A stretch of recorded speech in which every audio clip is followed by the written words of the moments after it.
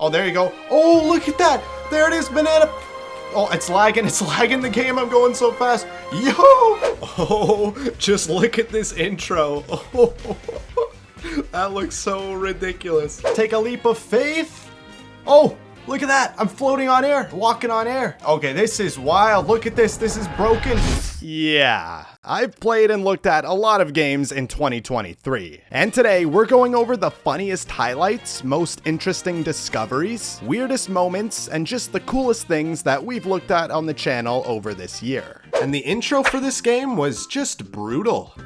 Oh, look, they're actually pressing them. Look, they're happy about that. They're pressing these creatures into actual pinballs. Jeez. It's a weird version. Oh, that is an ugly Petey the Piranha. What, you really let yourself go? I mean, look at that belly now. So Wario's just laughing in his palace on his chair?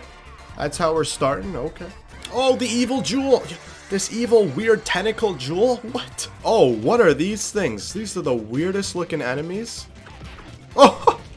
These guys go flying. Look at this chompy chomp move. Who that? You're a Spritelings of the forest? Is this guy tripping balls? Now you may be confused why this is on this video, but if you select one of the teams here, you'll see it says Nintendo All-Stars. So let's just check it out. Oh, just look at this intro. Oh. That looks so ridiculous. Man, look how tall these guys are compared to me. This is not even fair. Mario's like a midget compared to these guys. Look at him. Oh, you see the move? Oh, he blocked that. What? Look at Luigi's tiny little arms trying to block that. And then these guys, long ass arms. There was a bunch of games here, so I started with checkers. What's it taking so long? I'm deciding. The attitude in this version of Mario. Jeez. Alright, I'll just do this. So I switched it up and went to Go Fish instead, which was equally as funny. I like to have your big booze. You would say that. Do you have any Yoshis? This guy's cheating. Are you kidding me? Who is a Rip Van Fish? Oh, that's my voice. Oh, I got a bomb. How do you know that? Are you looking at my cards? You got what I wanted? Yeah, and then I realized just what this whole game was about. Does Joan wear armor like a knight? She made for a specialist. Oh, is this all about remembering stuff and reading? Oh, I don't want to play this game. It's like an education game. I don't like reading all this. Is that really all this is? Mario Artist Paint Studio is next, and this one is a very unique and obscure game. What was also cool is that it had a bunch of old renders of Nintendo characters. Oh, I gotta click here. Yo, Banjo-Kazooie's in a Mario game. Oh, that looks... Oh, thick Mario, swole Mario. Oh, these are all Ocarina renders I already see on the side. Okay, here, I'm gonna make a piece of artwork. Just you wait. Perfect. Couldn't have done a better job myself. There was also like this movie type maker, so I made a cinematic masterpiece as well. Okay, so here's my movie. Mario goes for a walk. Link goes for a walk. They see each other and Link stabs Mario. Ah, blood everywhere. Ah, blood. Ah, blood. The end. Round of applause. But the weirdest mode here was like this, I don't even know how to describe it, a viewing area of various animals. Oh, what? There's just a virtual fish tank? And there's a virtual dinosaur land? Oh, you can just change the texture of the dinosaur? A puzzle dinosaur? What is going on? Okay. Let's do the fishes. So all this is you look at different animals and you can change the texture of them. Like a lava dolphin. Ew. Or a pimply dolphin. Okay, I think I've seen quite about enough for this game. Now, we have what I consider to be the weirdest Mario game of all time. Mario Teaches Typing. And oh boy, when I first booted it up, what an introduction this was. Thank you for choosing Mario Teaches Typing from Nintendo and Interplay. Wait a minute. What am I looking at? Hey. Oh, we're in for a treat with this one, aren't we? You want to type, eh? Yep, that's the plan. Well, There's no better time than now. Go Okay, for it. thanks. DK. Oh, it's like Donkey Kong. Where's F? Oh, yeah, I kind of know how to type. J. Where's J? Where's J? I forget this stuff. Now you can see I never learned how to type in school. Oh, yeah. Oh, you're doing great. Okay. Thanks, Mario. Oh, boy. That makes me so happy. I'm lightheaded. Oh, he's a balloon. He's going up. Mario, come back. Where'd he go? Hey, What? what are you doing upside down anyway? What's the matter for you? God. You ever have trouble dealing with these larger groups of enemies? Well, here's a way to use a boomerang as a large area of effect type weapon. So if you look up as far as you can, then throw your boomerang and immediately run forward to where you threw it, then you'll make the boomerang just continue to orbit around you as long as you stay in its circle. This is a great way to keep other enemies busy while you focus on one target. Don't you hate tediously picking off the fruit on trees one by one, and chopping down the whole tree can be equally as time consuming? So if you want to do this in a much quicker way, then all you'll need is simply an ice rod. Shoot it in the general area of the trees, and boom, all the fruits fall off instantly, allowing you to quickly gather up all the materials. Walking around in the desert kinda sucks. You always lose health from the heat, and you walk super slow in the sand. So if you see a metal box here, try picking it up and walking with it. You will actually move faster while using magnesis, and the box will give you shade so you don't take damage from the sun. You can do this with metal weapons too, but you have to be more precise where you stand because of the smaller shadow. Do you hate having to fight these Hinox mini-bosses? They're not terribly difficult, but can still pose a challenge if you're not prepared. Well, here's a way to instantly win against the toughest version, the Black Hinox.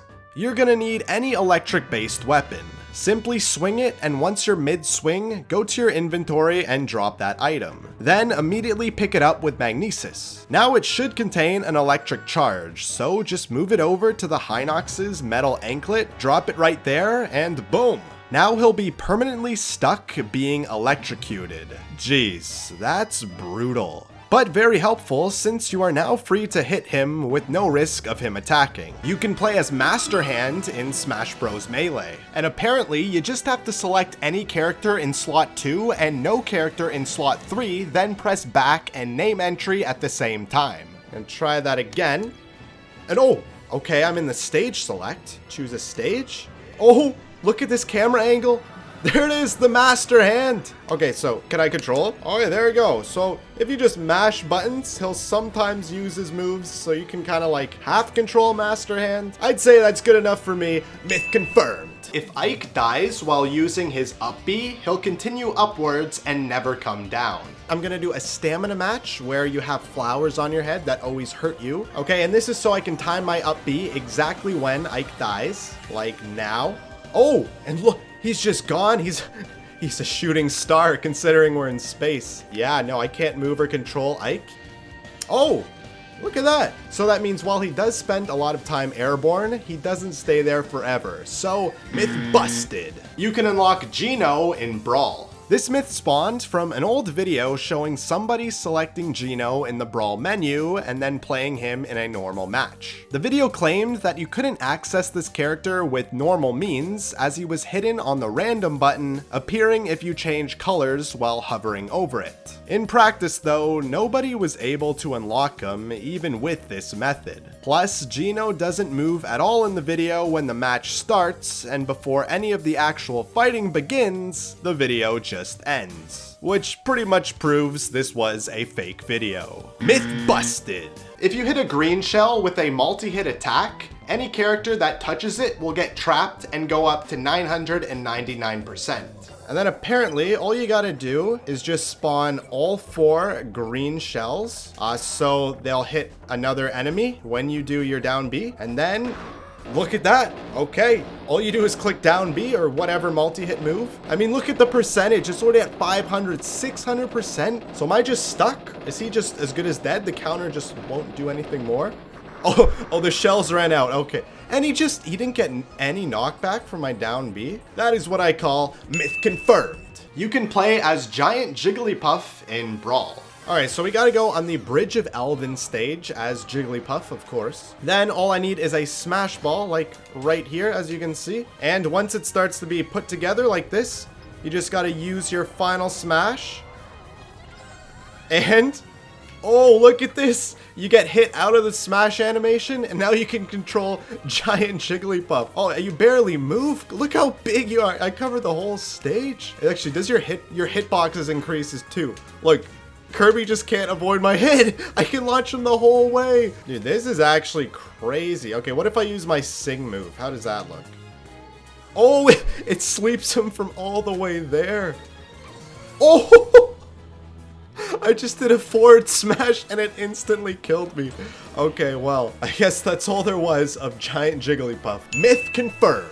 You can go higher than 999%. Okay, here's what I'm gonna do. Luigi's gonna be our little test dummy for this experiment. He's gonna go in this pit of lava, and he's just gonna sit there until he reaches 999%.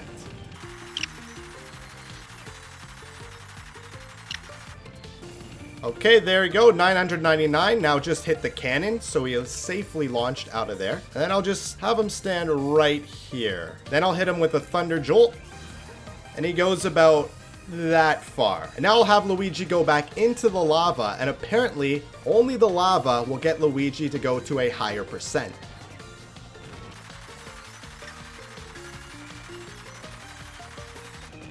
Okay, Luigi's been in there for quite some time now, so get out using the cannon method once again. And now I'll hit him with another Thunder Jolt. Oh! And that kills him. So as you can see, he's clearly over 999% because literally the same attack has way more knockback now. However, for some reason, the game still doesn't display that he's over that percentage. But in reality, he actually is. Myth confirmed. No. The one I'm looking at is called not Mario 3D World, but Tony's 3D World. Yeah, just some guy Tony. And once the game starts, well, I think you can see where the inspiration is from. It looks exactly like New Super Mario Bros. In every way. And it's not even in 3D, the title's a lie too. The Zelda series, so many unique staples to this franchise, how could anyone copy this?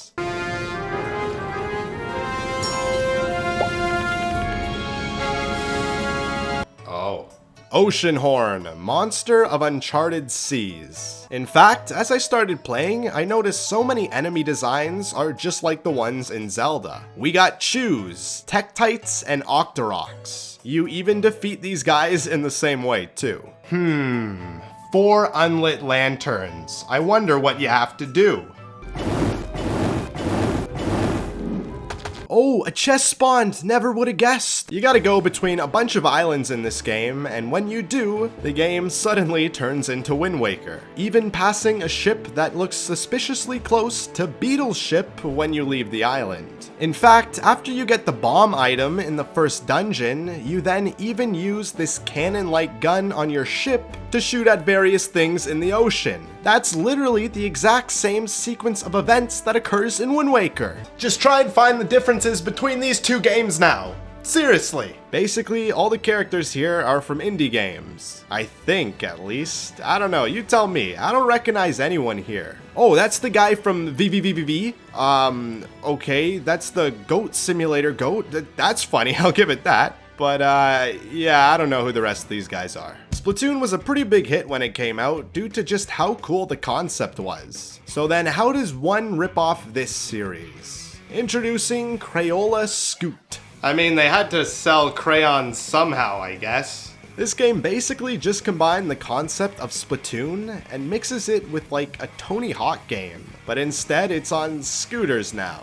Yeah, I'm confused too. But once you get into the gameplay, it's pretty weird. Like, it's a scooter trick game, but you have this can of paint strapped to the back of your scooter. You can't shoot normally though, right? Like how you would expect. So to shoot the paint, you just have to do a trick, and then the paint just goes wherever it wants. What is this? You can't even aim really. You just splatter paint in general areas by doing these tricks. Okay, so when it comes to this game's version of Turf War, where you try and paint the most ground, it just turns into randomly doing a bunch of tricks everywhere. Which is pretty well then the same as doing a bunch of tricks in a normal skateboarding game. Then I quickly realized that this was some sort of open server type game as another player joined my island and said hi. I was so confused, so I asked this guy what to do, but then he started talking crazy. He said I gotta get turrets and guns? Like, geez. I thought this was a cute Animal Crossing type game. So I left this maniac and found a bunch of other houses that I guess other users built. There was objectives to do here, first of which was to make money. The only way I knew how was by fishing and selling fish. But that was taking way too long. I needed a new method. And then I got it. Robbery.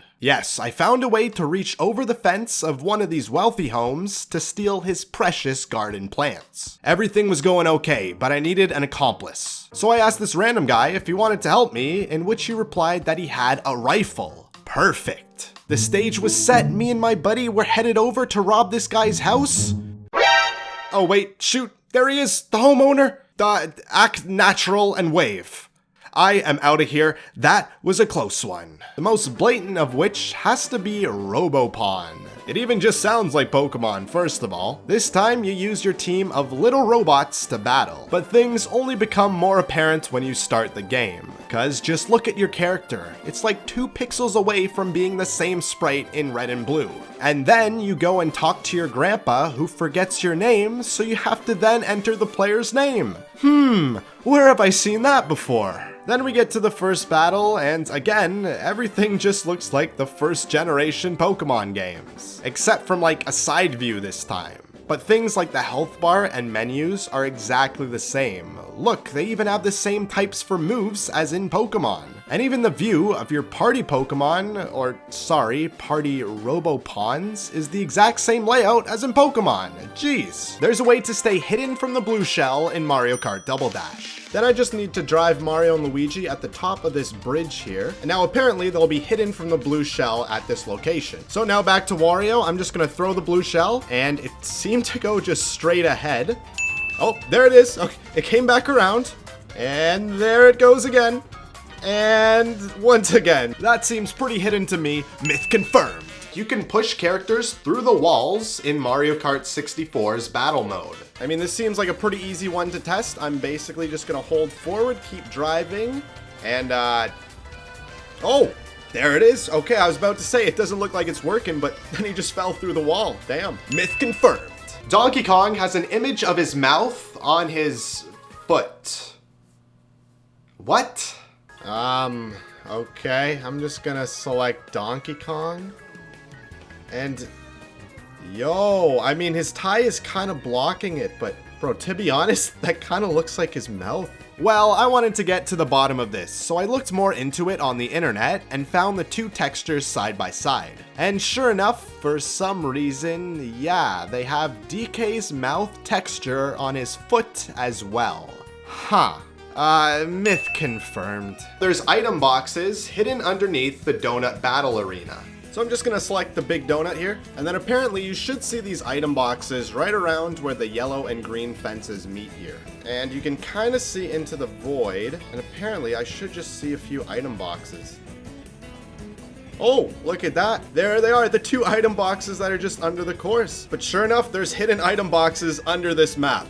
Myth confirmed. There was a canceled 3D Mario Kart game for the Game Boy Advance. Now in 2015, a very interesting video was uploaded on the internet. It was this guy Steven over here playing a never before seen supposedly cancelled Mario Kart game called Mario Kart XXL. Now the ROM wasn't available to the public, so you couldn't play it for yourself for the longest time. Until recently, that is, because the organization Forest of Illusion got a copy of the ROM and made it available to play for anyone. It had 3D character graphics and a pretty impressive looking setting for the Game Boy Advance. But just what is this thing, and where did it come from? Well, this was a tech demo made by the German developer Denarius Entertainment Software. They pitched this demo to Nintendo back in 2004, but their idea was rejected. So yeah, this very well could have been a Mario Kart game at one point. Myth confirmed. You can skip a lap in Calamari Desert by using a star in the train tunnel. Okay, here we are in Calamari Desert. Now you just want to turn left at the train tracks here, and then you can go in this tunnel if you didn't know. But apparently, as soon as Lakitu comes down, you just use a star, reverse.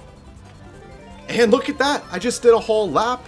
What? You just said the second lap? Now I'm in first place. I went from 8th to 1st just like that. Damn, that's pretty cool. Myth confirmed. There's a secret beach track hidden in Mario Kart DS. Now if you go online, you can find a bunch of videos of this course called Noko Noko Beach in Mario Kart DS. However, if you're familiar with the game, you'll know that no such course exists. There is no way to play or unlock such a track. So then what is this mysterious course then?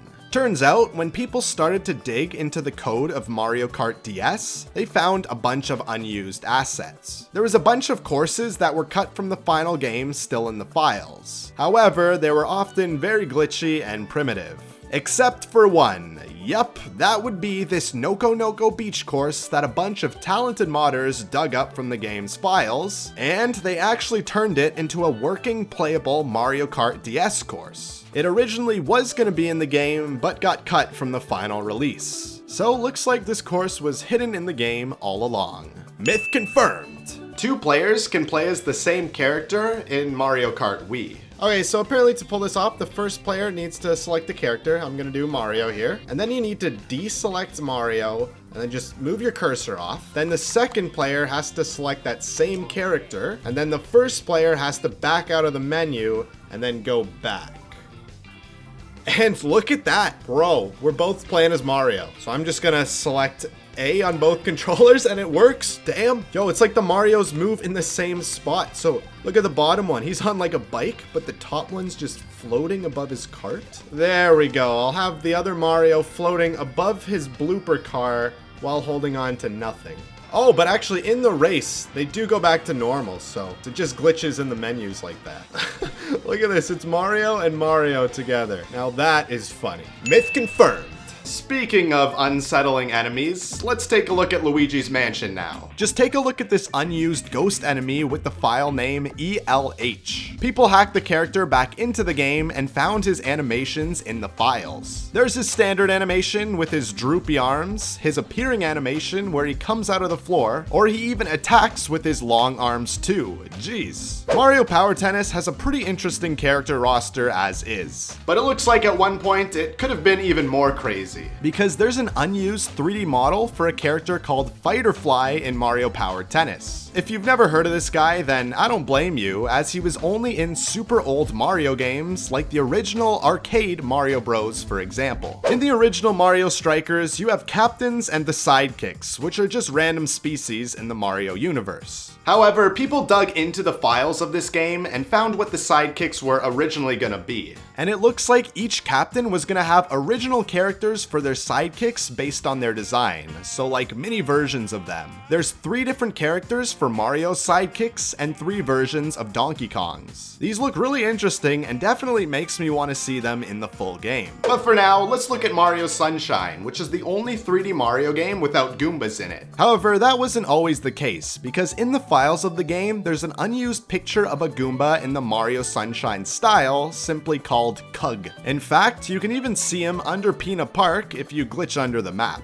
Then there's a much more creepy cut enemy called a Tramplin' Stew, and it looks like a massive Strollin' Stew that walks on these giant 2 legs. This thing was seen in the original Space World trailer for this game, but people found him in the files and modded him back in. What's creepy about this though is the skull mask that he wears, and you can break off of him if you spray it. Now remember Blarg from Super Mario World? Well, he was also found in the files of Mario 64, most likely appearing in Lethal Lava Land as an enemy that attacks you when surfing. So it's kinda cool to see Nintendo planned for this guy to appear in his first 3D Mario game a whole 14 years before his actual debut in Mario Galaxy 2. But here's another enemy found in the files called Moto, and he looks like a giant Bob-omb, but like if he was a robot. And he's got these tiny little clipper arms. People restored him back into the game, and he seemed to work exactly like King Bob-omb and the Chuckya enemies. One of the most interesting cut bosses in this game was called the Iceman. He has a pretty awesome looking design from these 3D models, and was supposedly gonna be the boss of the first star in Freeze Flame Galaxy, but was replaced with Baron Burr, which honestly is way more of a lame boss. Who knows why this was done, but I think it was just a time constraint thing, because Baron Burr is literally just a big version of the tiny enemies in this level. Plus, his main attack is to throw chunks of ice, which seems much more fitting of an attack for a boss with giant arms, rather than just coming out of a random crown. And finally, possibly the most mysterious and weird enemy in this video is this giant pink piranha plant thing found in the files as Dragon Head Flower. For a while, people didn't even know what this thing was for, as it had some very weird hitboxes on it, so it was hard to even interact with the thing. Eventually though, people realized that it only interacts with you if you're on the star ball, in which he spits you out in another direction. This basically shows that this creature was originally gonna be used instead of the cannons in the ball levels to transport you to different areas. Neat. I'm recreating the entire Mario movie within Mario Maker 2 to make the Super Mario movie video game adaptation. I'm not just making a few levels or only the good parts, I'm doing the entire movie. And here's how I did it. Mario Maker really doesn't have any city theme, but I think I can use the airship style to achieve this look in a unique way. Basically, these giant semi-solid pieces I used to give off a decent looking city building. I started the level with a little parkour platforming section through the city to show Mario jumping over trash cans and going by his broken plumber car. Then I transitioned into the sewers where Mario and Luigi were trying to stop the massive flood in Brooklyn. I added this rail to represent the tiny pipe they were climbing on to reach the valve, and then I created the super deep tunnel they found with all the pipes in the movie. At the bottom of all this, we take the green warp pipe and get transported to the Mushroom Kingdom. I use the mushroom platform a lot in this area to make all types of mushrooms and really make it feel like a mushroom forest. I wanted to end the forest with the cliff in the movie where Mario sees the castle for the first time, and I like how in this theme you can see Peach's castle in the background too. So I used a bunch of lifts to jump between to represent the various lift sections in the movie. And I had a few single brick platforming parts, like how in the movie Mario is jumping on them and is all like, "Whoa, okay, so these bricks are just floating here." Then I had the correct pipe lead to the castle, which I made using a bunch of semi-solids for the walls, ice blocks for the windows, and red on-off blocks for the roof. I'd say it turned out pretty good. Now, onto the main part of the level, which is gonna be the scene with the Fire Flower fields with the giant tree in the background. The tree was kinda tricky to make. My first design was literally just too fat and didn't look like a tree at all. So I started from scratch, redrew this thing to be a lot more thinner and have a lot more curves. Then I added thinner branches at the top and sides, plus I made leaves using vines. And I am super happy with the final result. This is a pretty accurate recreation from the movie. The next part I wanted to show is Mario going off the jump and flying into the golden monkey's mouth where he meets Cranky Kong. Since I didn't have any cars, I used the fast version of the Skull Coaster and made it so you had to jump to the golden monkey. I even made the waterfall using blue on-off bricks and ice. And I had Cranky Kong as this cranky wiggler inside. Then to transition into Rainbow Road, I made that giant jump in the movie. The part where Cranky Kong's all like, "Well then you better step on the gas, ah ha ha." Yeah, that one. So I made a bunch of boosts to launch yourself to the next part through this cloud transition. The airship theme was a lot more fitting for Rainbow Road, but then we had a problem. There's no actual rainbow texture in the 3D world style. Great, so getting the look will be a challenge. However, my workaround for this was to use the warp pipes as the road and then keep alternating the colors to make it look like a rainbow. And it turned out alright. The only thing to do here is really to go in the sewer. And I started with some sewer effect, that's what this water splash or whatever it's supposed to be is. But what you're supposed to do in this level, you think you're supposed to follow the coins just like Mario and stop the valve, but no. You get boinked down and fall way down, all the way down here. Try to get as much coins as you can.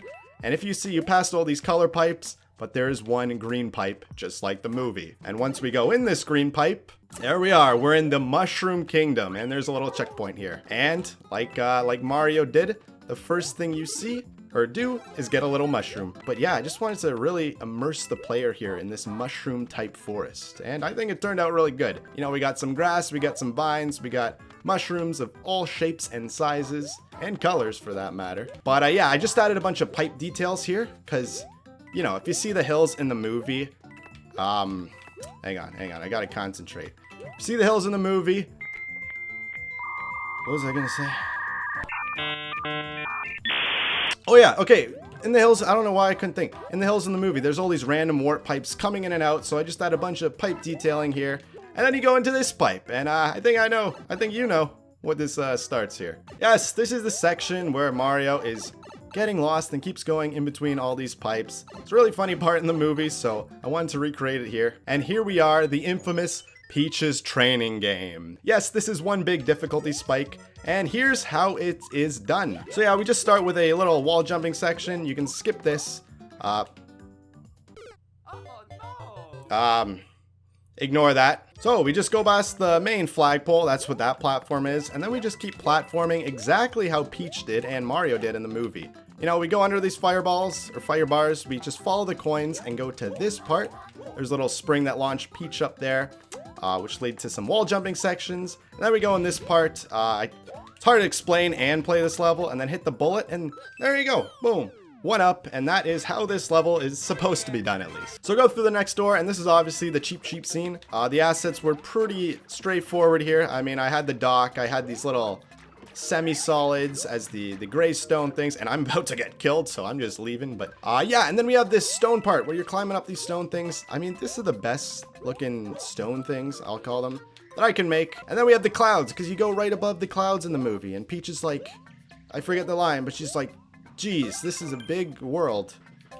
You know, you get the idea. So yeah, we're high up in the clouds, and then we just transition to the next part. I had to use a pipe because it's a subworld. There's no pipe in the movie. And yeah, obviously this is the fire flower field scene. I really like how this turned out. We got all these fire flowers. You can collect them as many times as you want, and they'll keep growing back, which I thought was really cool. And again, I wanted people to explore this tree a lot, so I made the key at the very top of the tree. You just got to climb up all these vines, take a good look at this giant structure, and boom, there's the key. And then we get the vine climbing section. Now, a lot of people say I overdid it with the little spiny guys, and you know what?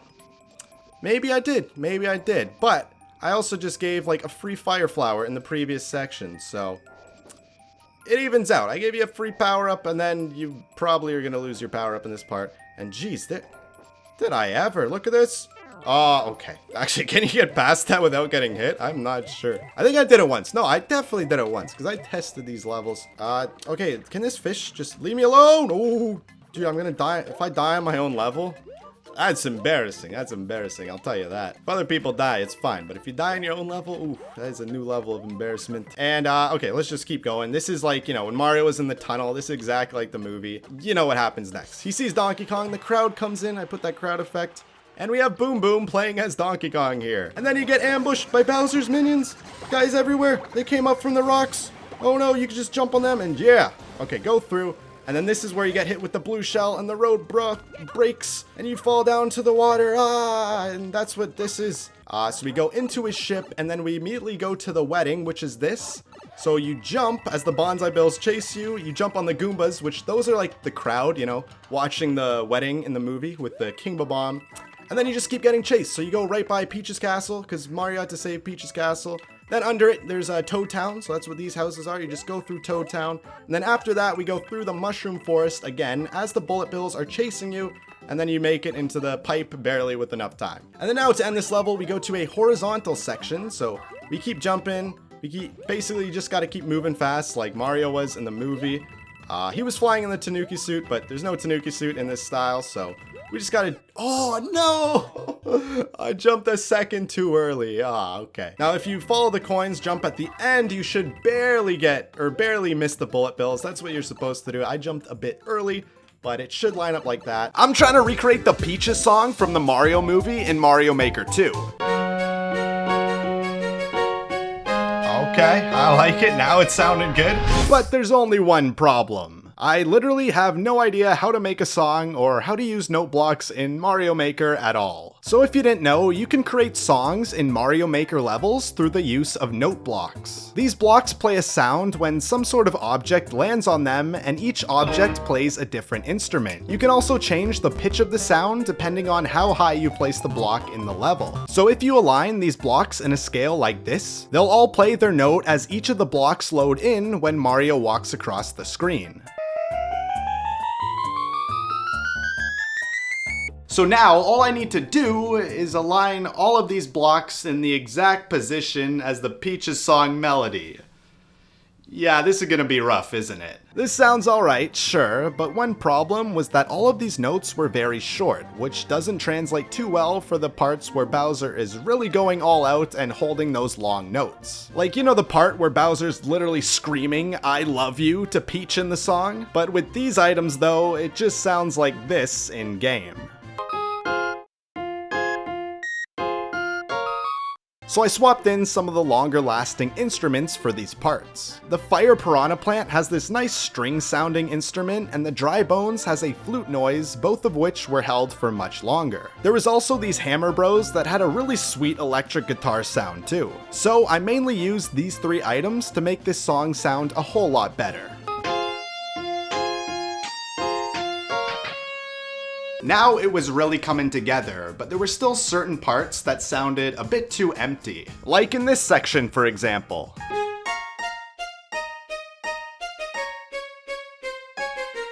I played around with the sounds for a while to just make this part sound better, but I eventually used both the Fire Piranha and the Dry Bones and hit a note at the same time to make a really nice secondary sound. So I basically had them go down the scale in a certain part, and I think this really added a nice touch that made this song sound complete.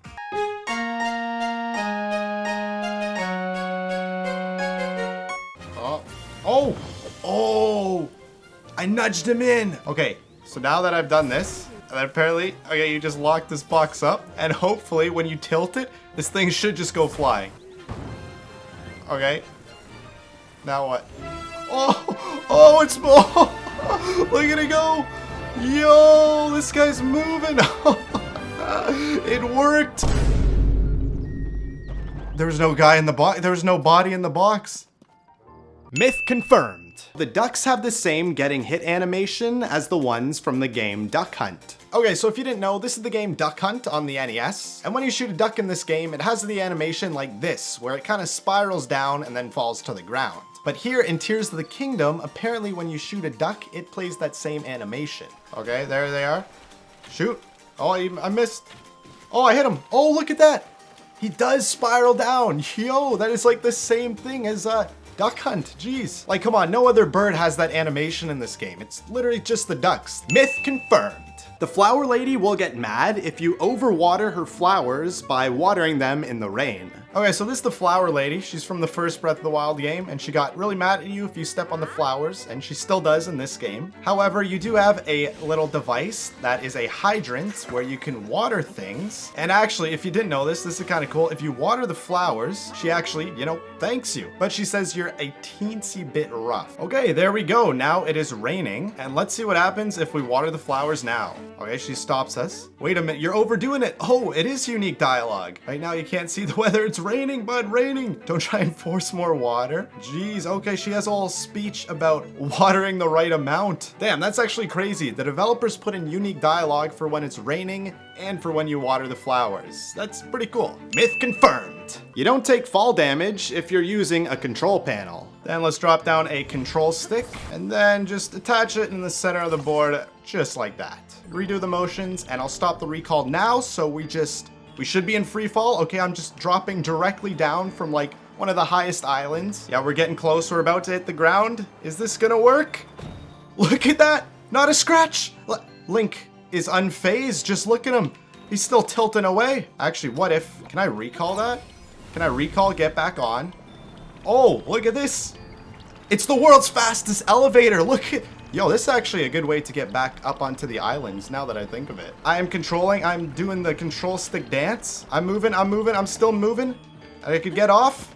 And look at that, I'm still able to get up to the Sky Island in the world's fastest elevator. Myth confirmed. You can crash the game if you keep buying Zonai devices from the dispenser. And yeah, let's just keep feeding it charges until the game crashes. Yeah, so I'm just gonna let these Zonai devices just sit here and then keep adding more charges. Okay, there's another batch. All right, and there's some more. Okay, some more. The machine's getting clogged. Okay, now let's put these big charges in and see what happens. Okay, it's clogged. I'm running at like 3 frames per second in this bundle here. Here, I need to move some of these guys out the way. Move! We need to crash the game. I don't know what happened. Let's just put 5 more in. Yo, there's not even enough room for these guys to come out. Hang on. Oh, look what's happening. They're despawning. No! It's probably because my frame rate is moving super slow. Yeah, look, they're all despawning as the other ones come out. Damn. Yeah, so it looks like Nintendo thought of this, and you can't just have infinite amount of pods on screen at once because the others will start to despawn. So you can't crash the game this way. Myth busted. You can power your vehicles without Zonai tech by using bananas. Okay, then apparently all you need for this banana-powered thing to work is a banana, of course. And then you just want to attach it to any, like, you know, platform or surface. I'll use this board of wood here. And then you immediately kind of just want to take them off, but you built them just so you had the auto-build blueprint here. So yeah, get this blueprint out, but you don't actually want to build it. Apparently you just click B and Y, and this thing should work. So okay, that didn't seem to work. I'll try it again. Okay, BY. I'll select that. Oh, okay. Oh, we got something. We got this board moving and following me. Is this the banana powered? What is it? I did something. I don't know what I did. How do I get on this? Oh, there you go. Oh, look at that. There it is, banana. Oh, it's lagging. It's lagging the game. I'm going so fast. Yo! So now this thing's like attached to me. So when I jump on it, it freaks out. Look how fast I can go. Oh, this is surfing. It's lagging the game. My game's freezing. Okay, jump on again. Let's go. Let's see how fast we could surf. Oh, can I shoot? Oh, the archery strike. Oh, the game's lagging. I'm moving so fast. These guys don't even know what hit them. Dude, this is crazy. No, this is, okay, this is like one of my favorite glitches I think I've ever seen. Let's go. Get off my rod. We're out of here, boys. Oh no, we hit another wall. Get on my thing. Yes, banana power for the win. Actually, let's start that. I want to start that as a hashtag. Banana power for the win. Comment that if you watch this. Let's make that a Tears of the Kingdom trend. Banana power for the win. Let's go over the hole. Oh, what if we go in? No, we're going in the depths with this thing. Oh, what is going on? Oh, we're in the depths with banana power. Oh, this is not gonna end well, is it? Oh shoot. Oh, I can't see anything. I'm just riding on my banana power surfboard. It's so dark. Let's do this. Let's do this. We want a thing. Yes. Let's throw this on our banana board. Yes. We got a light on our banana power. Come on. Oh, this is so cool. Let's go. Let's go.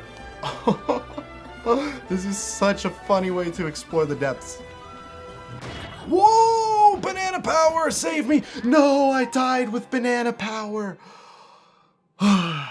Well, it was fun while it lasted. How come these two contraptions will give you the exact same height despite one of them having 18 rockets while the other only has 1? Or why is it that the flames on a flame emitter don't get put out when you're spraying water on it? Like this fire goes through everything. How are some of these items so strong when you fuse them together? Like I can just attach a bunch of eggs to one another and then attach a heavy box onto the egg chain and it'll hold up the box. Like what kind of secret egg power is this now? How are you supposed to crack one of these eggs open if they're this strong? How come Link can't take these veggies in Hateno Village? Since when you try to, this text bubble suddenly appears saying how the farmers made them with great care. Like, what is this? Link suddenly has a conscience or something now? As if he doesn't take random items and breaks stuff throughout the rest of the game, but veggies, no, that's where he draws the line. How can Link survive any fall from any height as long as he's just climbing on another object? Yeah, I got nothing for this one. Look at this insanity, falling all the way from the Sky Islands without a scratch. What are the trees made of in this game? Like, you can create a whole forest fire, but the only thing that won't burn are the trees. Unless, that is, if you cut the trees into sticks, only then they'll burn. But the tree enemy, his weakness is fire, and he can burn until, that is, you kill him. Then his dead body can't be burned, unless, that is, you chop it up into sticks again. Now someone explain that one to me. How are horses like the most sturdy object in this entire game? You can attach a literal jet engine rocket ship to the back of him and the horse doesn't move at all. He doesn't flinch even, he's so calm in fact, like he has to deal with this all the time. How come when you're shield surfing with a fan Zonai device, you don't get any more height or elevation at all? But if you use one fan and attach a control panel to it, now you can gain elevation. How is Link able to always go back to the land that he started from after he drowned? It's already kinda odd how he survives drowning in the first place, but fine, maybe he drifts back ashore. But what I'm not having is how he can jump off the Sky Islands, land directly in a lake, drown in it, and wake up right back in the Sky Islands. How are Link's shields able to block anything, like bombs more specifically? You can make an entire pile of bomb flowers and totally survive the blast with a tiny board of wood. Or screw it, let's stand in this big group of bombs and boom, not a scratch. Like this cancelled Mario game where the main character was gonna be a Boo. Yeah, like the ghost enemy.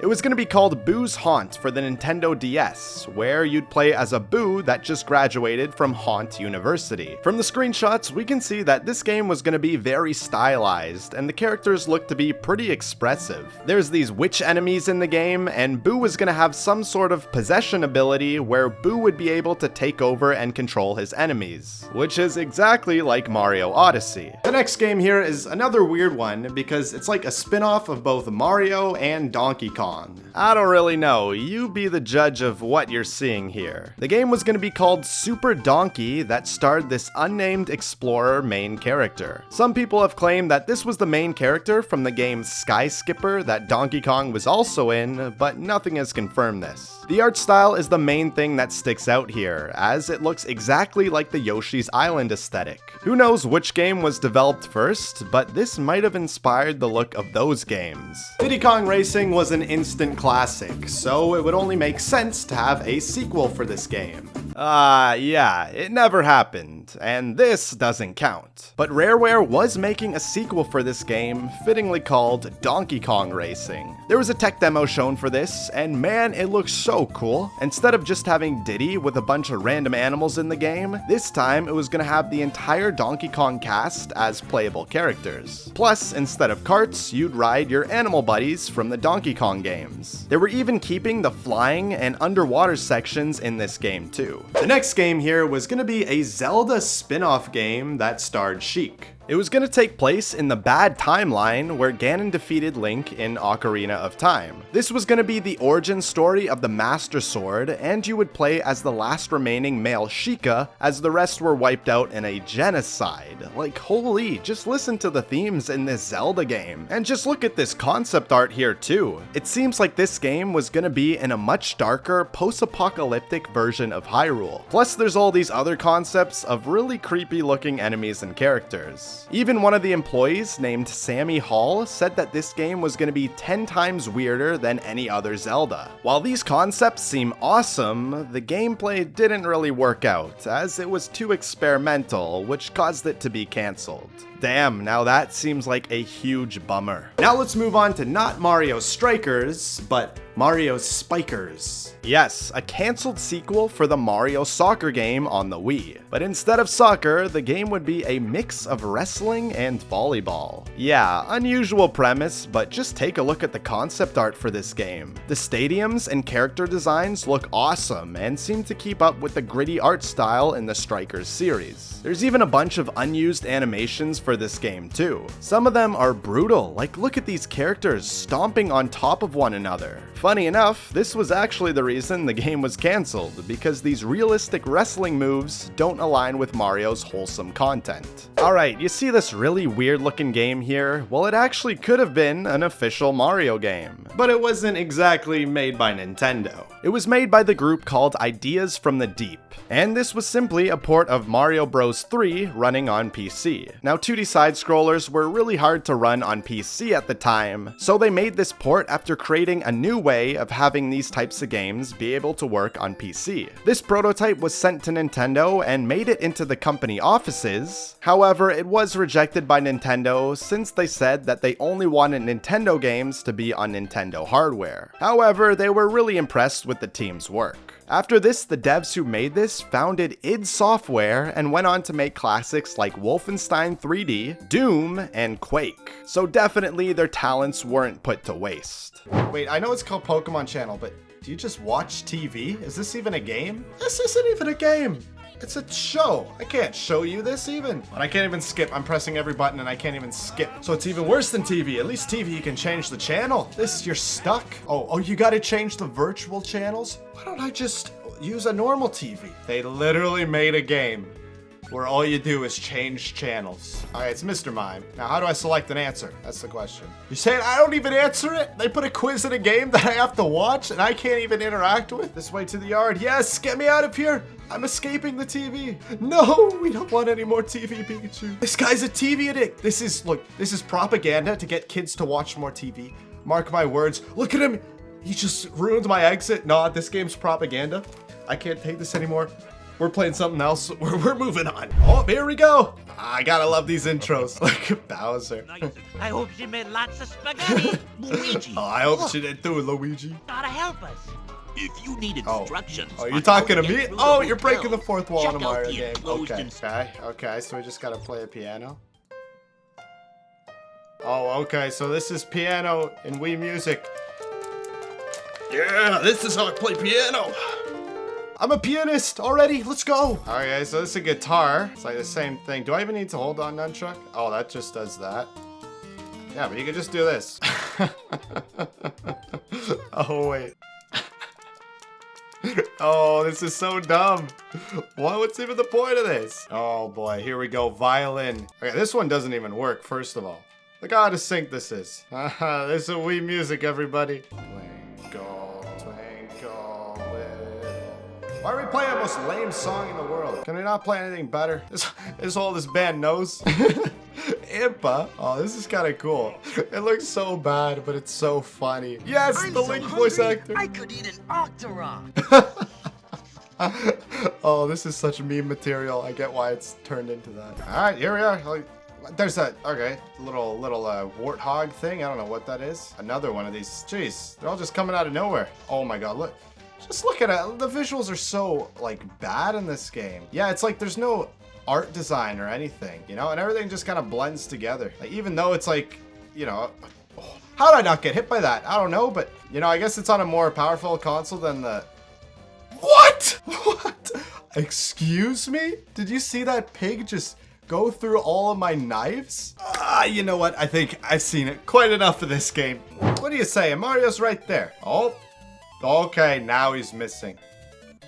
And all the text is missing too. Okay.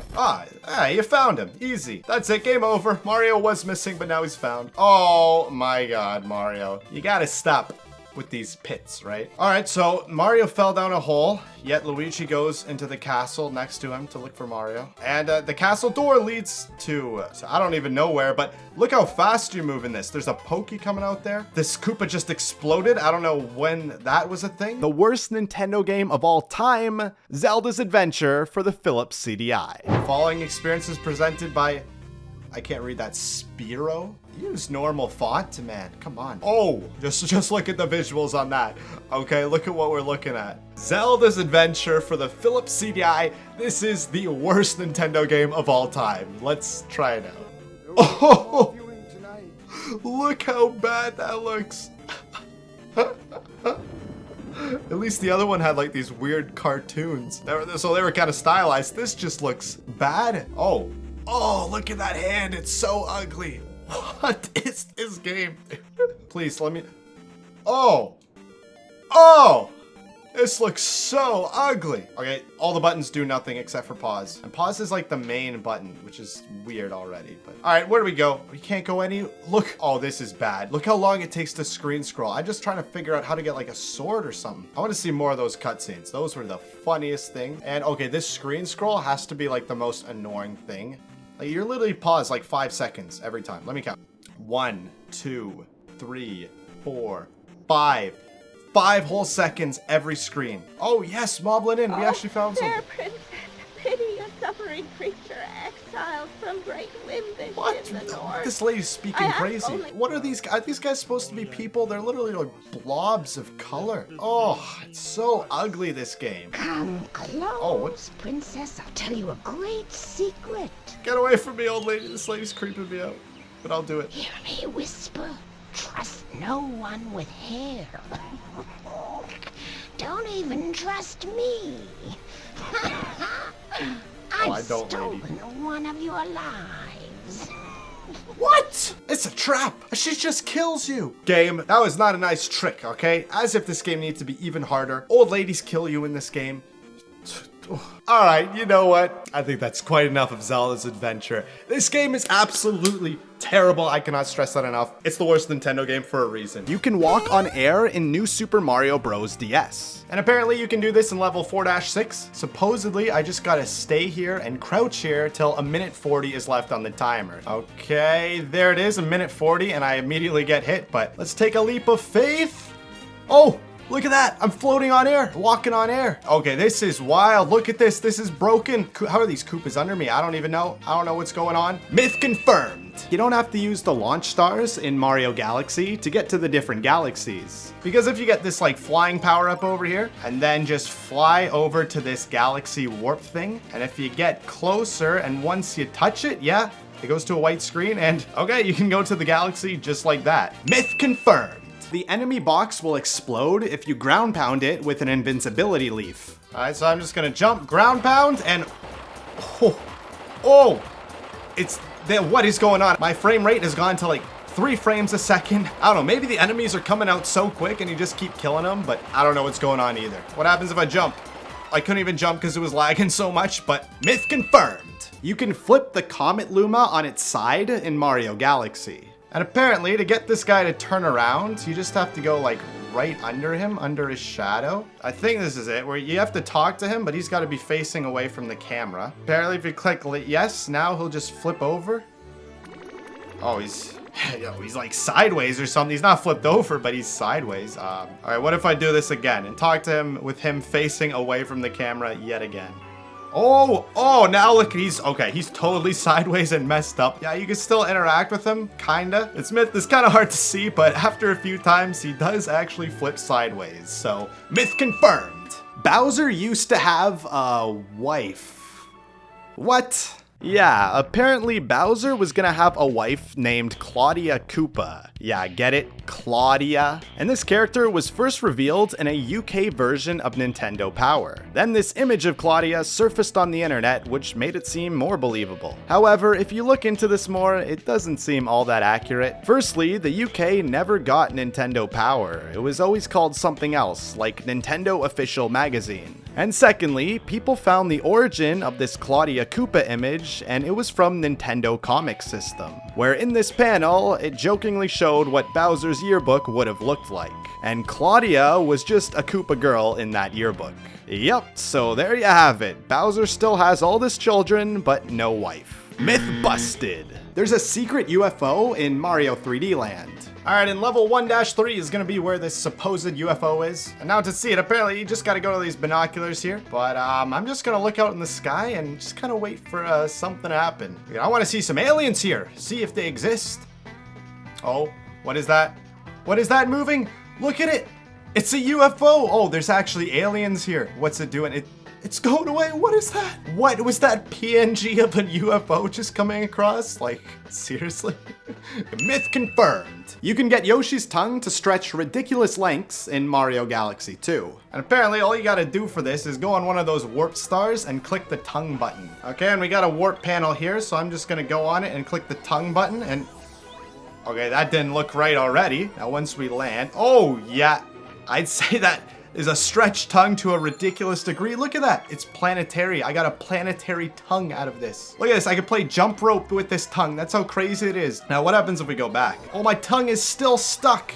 Oh, that's what's going on. It's just stuck to this star. Myth confirmed. You can get behind the mirror in Mario 64. So there's this pretty mysterious room in the castle known as the Mirror Room due to, well, this giant mirror in it. And it was a pretty cool feature in a game back then, showing your reflection and even the camera guy in a mirror. But many people claim to be able to go through this mirror and access a secret world in these unreachable paintings, or even an entire parallel universe with a mirrored Peach's castle on the other side. There was many videos even showing Mario going through this mirror with some weird methods of getting in, like stomping on all these posts first to open up the gate. However, these videos were performed by hacking the game as it turns out, and there's no code for any secret worlds. However, in the remake on the DS, they did make it possible to enter here to unlock Wario. But in the original game, there is no way to get in. Myth busted! There was a cancelled Mario game called Mario's Universe. Back in 2002, there was a trailer that revealed a new Mario game called Mario's Universe. It had this really weird but interesting style to it too. It was a totally 3D world, but Mario was locked on a 2D plane, kinda like Kirby and the Crystal Shards. There was a few levels shown off here and a bunch of really odd looking enemies too.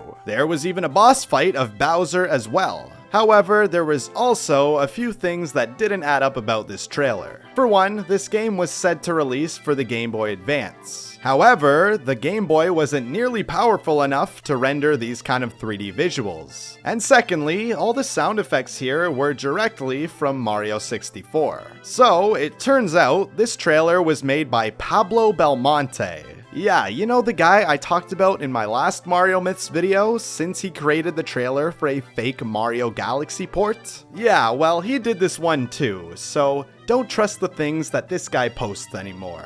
Myth busted! But speaking of Sonic Extreme, here are two more characters with a much bigger role. The first of which is named Tiara Bubowski. Yeah, I'm not making that one up. And Miss Bubowski over here was gonna be the love interest for Sonic the Hedgehog, but with an attitude this time. She was actually going to be the fourth playable character in this game to go along with the usual Sonic trio. There is even footage of what her gameplay would have looked like. This is cool to see because every character in this game would have their own style. Sonic would have had a fisheye lens 3D style, Tails would play in a first-person flight mode, Knuckles used a top-down view, and Tiara would be the only one in this more traditional 2D style. There was also a concept for her father, Gazebo Bubowski, but not much is known about him other than this concept art of his design. Starting with a very important cut enemy called Zip. He was so important, in fact, that this guy was gonna get his own spin-off Sonic game called Segapede. Zip over here was a Batnik created by Eggman that was microscopic since he was a centipede. He would shrink in size when damaged too. And if the visuals for this game looked familiar, well, that's because it's actually the assets for the Hidden Palace Zone in Sonic 2 that was cut out of the final game. However, while Sega liked the game, they didn't want Zip to be a part of the Sonic universe and changed the name to Astropede.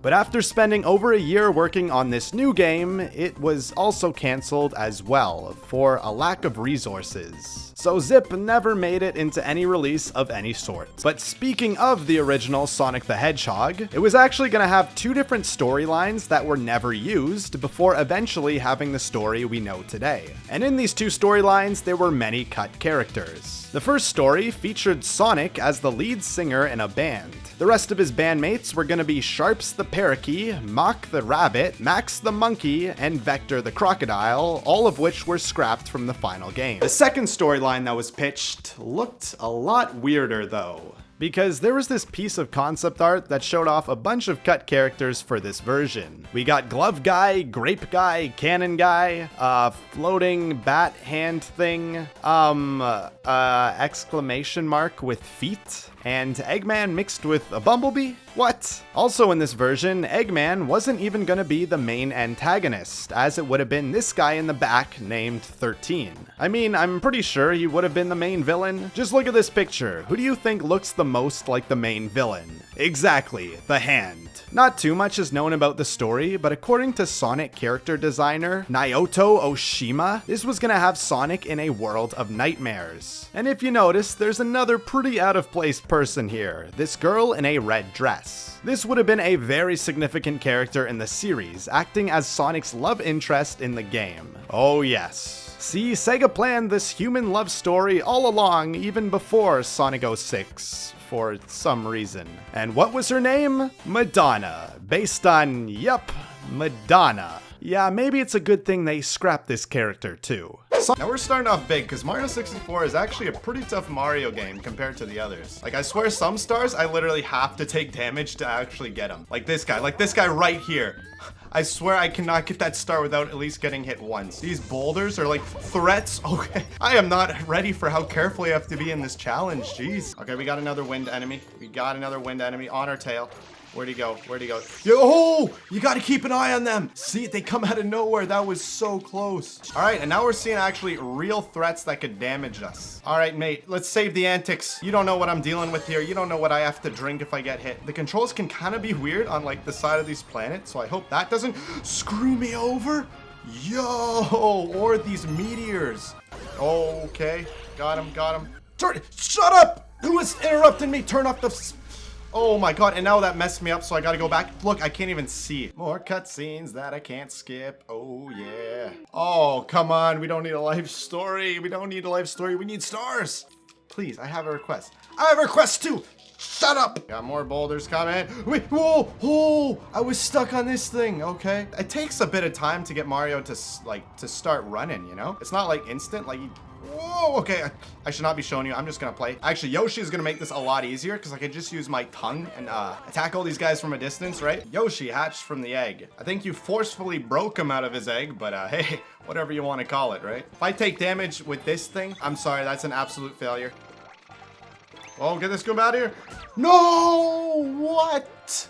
This guy was literally right on top of me. Oh my god. All right, so next up here, we got some good old-fashioned soy sauce. All right, yeah, things are getting serious here, and look how slowly it pours out. That's not a good sign. Bro, why am I nervous? I'm actually nervous to keep going on this. Okay, this is actually massive. I mean, just take a look at this. I don't want to do this, but cheers.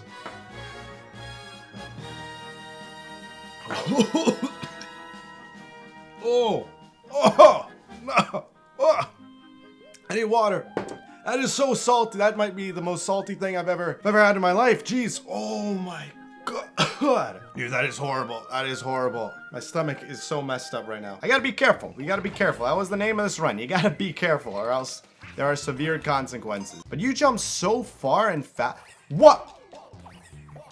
Oh my god. You gotta be kidding me. They put a Goomba right there. Okay, and this next one here, I'm gonna call it garlic juice, right? Basically, I have a jar of minced garlic over here, and there's some sort of liquid in this jar that smells absolutely disgusting. It's probably some like concentrated garlic juice or something, so I'm just gonna, you know, put a bit of that in this shot glass here. And yeah, that's about all I could get out without all the other garlic cloves falling in there. Well, we gotta fill it up with something, so I also have this garlic paste over here, which smells equally as bad as the other thing. And I mean, just take a look at that close up. It looks pretty disgusting as is. So I'm just gonna put that paste in here and then mix them both up together. This is one for you, I guess.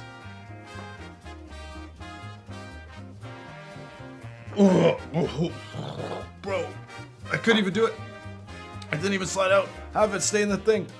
Oh my god, that was horrible. Half of it didn't even come out. Half of it stayed in the thing. No, I can't finish that. I can't even finish that. Oh, that was the most disgusting thing. No, you know what? We gotta do it. I don't care. I don't fake anything. I don't half-ass anything. We gotta finish the shot. I gotta water it down though, so I'm putting more water. All right, so this is essentially twice as bad. I'm essentially doing this garlic shot twice. For you, the fans. All I'm gonna say is subscribe to InfiniteBits for the best kind of content on YouTube. Cheers, let's go everyone.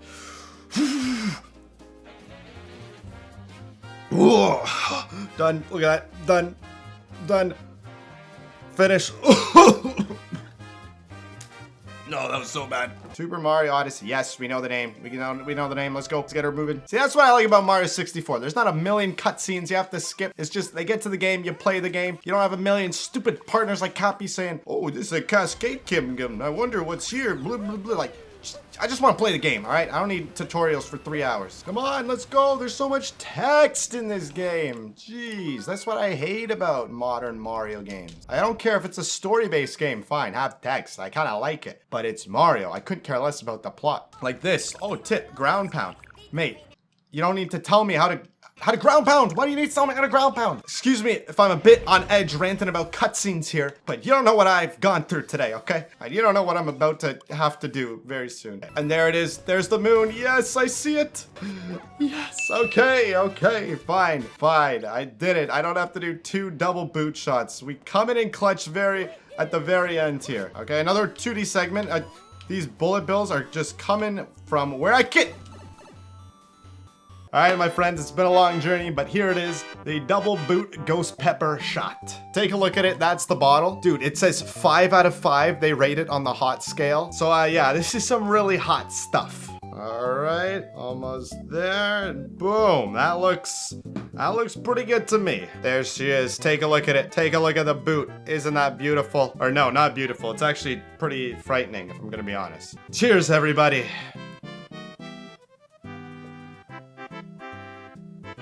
Oh, that is hot. Okay, I have water there, but I'm just gonna see how long I could survive without it. It's like, dude, it's like there's needles in my mouth right now. I don't know what's going on. Not having it. I already got to do the water. Oh, that is spicy, dude. That is still spicy even with water. Oh, why did I think this was a good idea? Oh, I gotta get milk. Okay, I got it. It is still so spicy.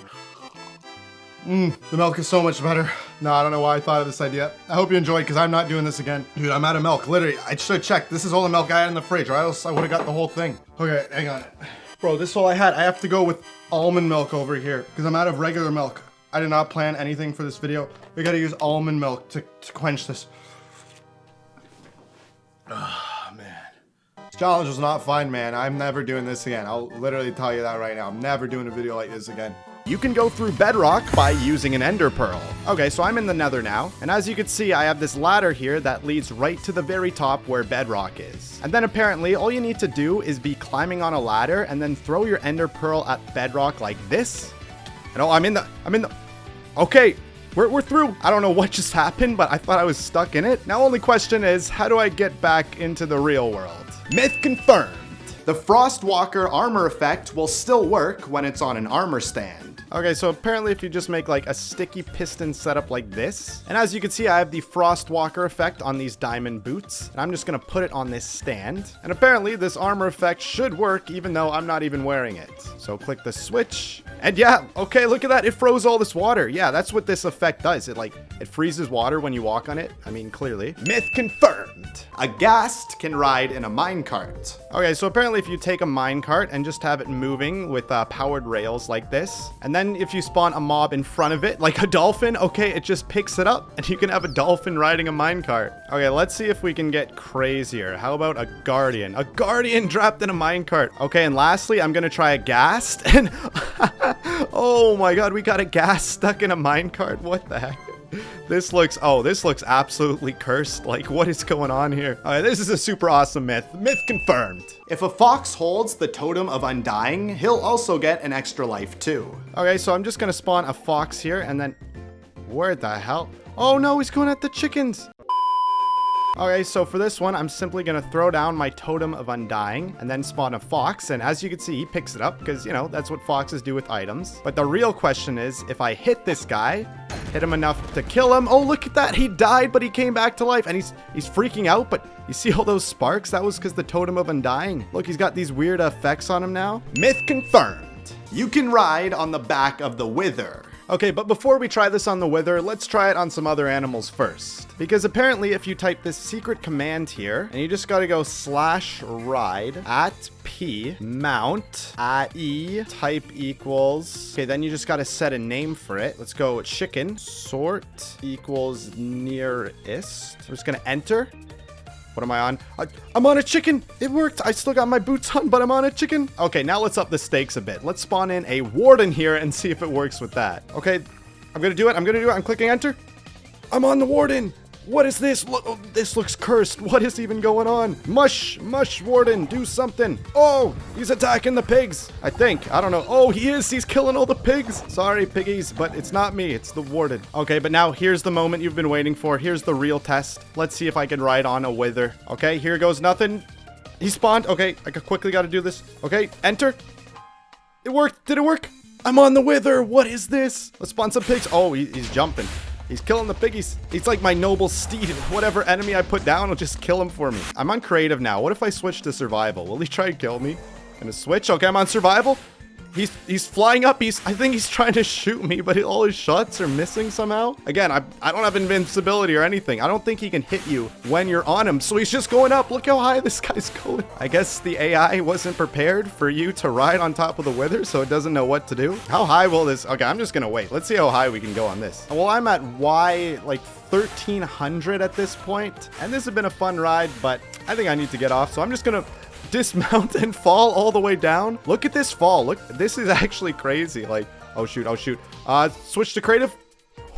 Oh, that was the creative mode clutch. You saw that. Myth confirmed. There's a secret character called Herobrine that can appear in your Minecraft world. Oh yes, I had to end on this. One of the biggest video game myths out there, Herobrine. This all started back in 2010 from a post on 4chan by an anonymous user. He claimed that he was on his own single-player world when he saw another player looking at him in the distance. But then the player quickly ran off into the fog and he couldn't find him anymore. He only posted this one picture of the character that he saw where you can see a vague outline of a Steve model, but he had bright white eyeballs instead. Then he noticed weird man-made things in his world, like seeing 2x2 tunnels, small pyramids, and forests of trees with the leaves all cut off. He also tried to make posts about this to a Minecraft forum, but they were all quickly deleted, and then he was messaged by a user called Herobrine that told him to stop posting. More and more people began to post about how they saw Herobrine too. There was a streamer called Copeland that showed Herobrine hiding in his house before he freaked out and quickly ran away. Now these are all some pretty strange stories that people have reported. However, all of them are actually fake, and there's no Herobrine mob in the game. One streamer was caught talking to his wife about how he faked his Herobrine encounter, and another one that actually showed the footage of Herobrine later admitted that he simply retextured Herobrine on a painting to fake his encounter too. While this is more obvious now, back in the day, way less was known about Minecraft, and this was a lot more believable. And I don't know, when you're in a single player world by yourself, it can kind of be unsettling in this game. Like something is in your world with you. This concept is probably how the initial idea was made up. Yeah, I mean, I guess you can't believe everything you read on the internet, because all of this Herobrine stuff is clearly myth busted. Starting with Mario 64. Now at first glance, it actually doesn't seem too different from the final game. So Bits, why are you showing me this then? I came here to see some cursed content. Well, just take a listen to what his old voice used to sound like. Whoo! Ha! Yeah! Yeah! No! Oh! Well, I think we can thank Charles Martinet for coming in and saving Mario's voice. And side note, speaking of Yoshi, let's talk about his voice. Now normally, it's this cute little dinosaur voice. Until you realize his voice is simply the Nintendo composer Kazumi Tataka's normal voice, but sped up. So when you slow it down, you'll hear his real voice. Yohi, kuring, ha, ho, ha, ow, perom, pom, weehaw. And get your popcorn ready for this one. Take a sec to sit back and relax because things are about to get really weird. Something's coming up the plumbing for Luigi's in a bind. Giant turtles out to get him, creepy crabs are right behind. Okay, this first one is a commercial for the Mario Bros. Arcade port on Atari. And it has the most uncanny looking animal things as, you know, the enemies in the game. And wait, okay, so is it Mario or Mario? Because they literally say both versions within a span of like 5 seconds. Mario, where are you? It's Atari Mario Brothers with Mario from Donkey Kong. Yeah, guess we'll never know. But now let's look at one of the most unusual crossovers, Mario and Mercedes-Benz. So how do you put Mario in a realistic car then?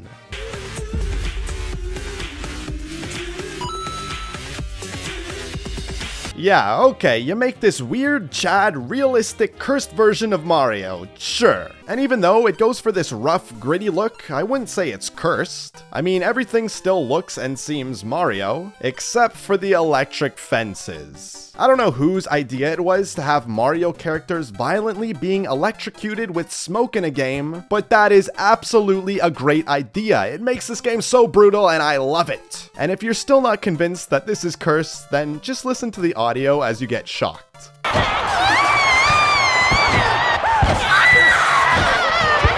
That is terrifying. Like this super cursed looking Mario koala bear that broke the internet because, I mean, just look at it. What were they thinking? This is horrifying. It turns out that this thing is in front of some arcade in Australia. Oh great, that's another animal to be terrified of from there. Or how about we just take a look at this cool looking Mario popsicle? Until it melts, that is, then, oh god, no. That is terrifying. Get me away from all these creepy Mario products. Okay, that was cool, but let's end this video with a way to turn your normal N64 games into cursed versions of them. You'll need a Mario 64 cartridge and an N64, of course. So, you know, just start it up normally and get your Mario groove going. But then, if you gently pull on the top left corner of your cartridge like this for a bit,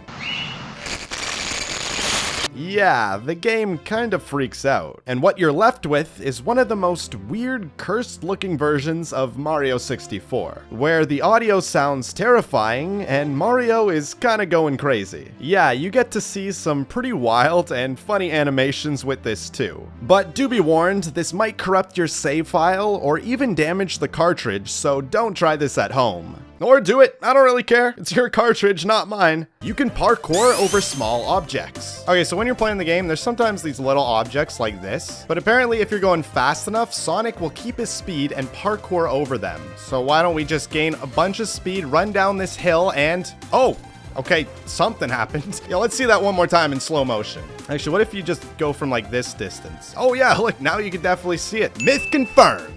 You can avoid all of Eggman's attacks in the Pinball Carnival Zone boss if you simply play as Tails. And apparently with this, he's unable to even hit you as Tails if you just keep jumping up like that. I hit him again before his attack could even start. Okay, hit him a third time before he could attack once again. I mean, yeah, just stand in the middle and click A, and I don't think he could do anything. Yeah, that was the final hit. That's hilarious. Myth confirmed. Only Sonic has a secret third ledge animation. And normally when you go to the ledge, right, you go like this, but apparently you gotta creep even closer to the very end of the ledge. And I guess just keep inching over, creeping your way, and look at that, there it is. I guess you have to be at the very last pixel of the ledge or something, and then you'll see the secret super falling animation. And I gotta admit, I love the animation too. And just to confirm it's only Sonic that has this, I'm gonna try it with Tails too. And I'm literally just tapping the control stick, inching like so slowly, and no, he doesn't have a second animation, it's only Sonic. Myth confirmed. Sonic is the fastest character. Okay, so to test this, I had all the characters run the same route, and all I do is hold right the whole time. I had them start here with them leaning over this ledge, and end when they touch this rock. And the characters moved at literally identical speeds throughout the entire test. In fact, they all ended within 2 frames of one another. But what really surprised me is that Sonic doesn't even accelerate faster. Every character started running at the same time too. I even tried testing this in a more scripted part with these boost panels to see if maybe Sonic has a faster top speed when he does his iconic figure 8 animation, but no. All the characters move just as fast for this part too. Myth busted! You won't fly as far if you mash the fly button when using Tails versus slowly tapping it. And I'm gonna go all the way up top to the very top of this waterfall. And now, okay, I'm gonna push myself against this item box and then just fly forward, and I'm just mashing the fly button. I'm pressing it as fast as I can. Okay, now I'm going this high. Tails gets tired, so I'm just holding forward, and let's see where we land. Okay, right there. We landed right about where this rock is, in the middle. Okay, I'm back up where the item box is. I'm just gonna jump and slowly tap the button to fly. So I'm hitting it like now, now, now. And that's like the rhythm we're following. Still not touching the ground. I'm not gonna hit any ground, and I just ran out of flight. And look at that. Okay, we landed, let's say, right here. And if we go back, oh yeah, before we landed at this rock here. So That is way further if you just tap the button. And then I landed like somewhere around here, so yeah. And just testing it on the world map, you can kind of see for yourself. Like, look how fast the background is moving when I'm mashing it. And if I'm tapping it, like, look how fast you go. Myth confirmed. Game called Sonic R. Specifically from the two characters of Metal Knuckles and the Tails doll. Metal Knuckles you can actually play as in the battle mode as a skin, and the Tails doll can be found in Pinball Carnival Zone Act 2, just floating around here, creepily. These guys were two really weird unlockable characters in Sonic R, which really resonated with fans. They even spawned a bunch of fan art and creepy stories about them online. But it's cool because these two have never made it into another Sonic game appearance outside of Sonic R until now. Before we get to with all those character references out of the way, now I want to look at a pretty interesting cutscene in this game. It's the one that plays at the end of Frozen Base Act 1, where Sonic basically takes control of Eggman's Eggmobile and flies it to the next level. Well, this is actually something that's happened before in Launch Base Zone from Sonic 3 on the Sega Genesis, where Sonic hijacks the same looking vehicle. But that's not the only reference from this cutscene, because there are actually 5 different cutscenes that can play out here depending on which of the 5 characters you choose. And it's not just the character that changes either. The animation stays the same, but the Eggmobile that you take will change to match the Eggmobile from that character's first game. So Sonic will get the original one from Sonic 1, Tails gets the Eggmobile from Sonic 2, Knuckles uses the one from Sonic 3, and Amy, of course, uses the Sonic CD Eggmobile. And the original character, Trip, uses the Egg Scorcher Mark III from Sonic 3. Because, I mean, he had nothing else to drive. This is a really cool... Now let's look at the most interesting and elaborate reference in this game, because the entire level is one big reference itself. So when you get to Frozen Base Act 2, it's quite the change of pace in the game. You're in this little pod, and it's like a 2D shoot-'em-up game. Well, it's so different because this level is basically one big homage to the game Fantasy Zone for the Sega Master System. The gameplay, the little ship you drive, and even the sound effects all match the original game. Even how your gun has a little high-pitched shooting sound too.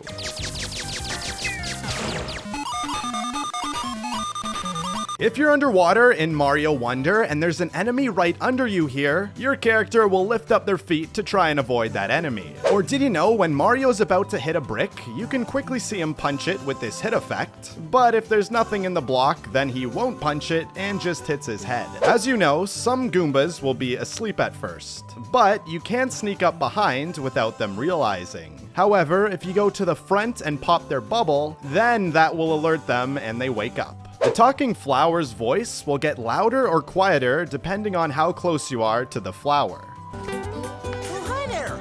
Going up or going down? Oh, hi there! Going up or going down?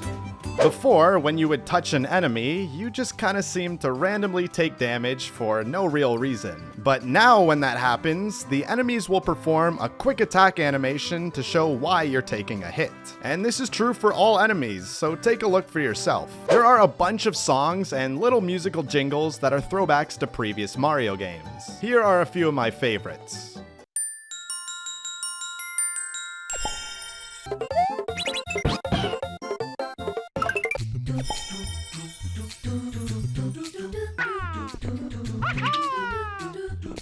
If you press up on your controller, then your character will look up and kind of open their mouth. And if you time that animation with some of the a cappella songs in this game, you can make it look like Mario's singing, and I just found this amusing.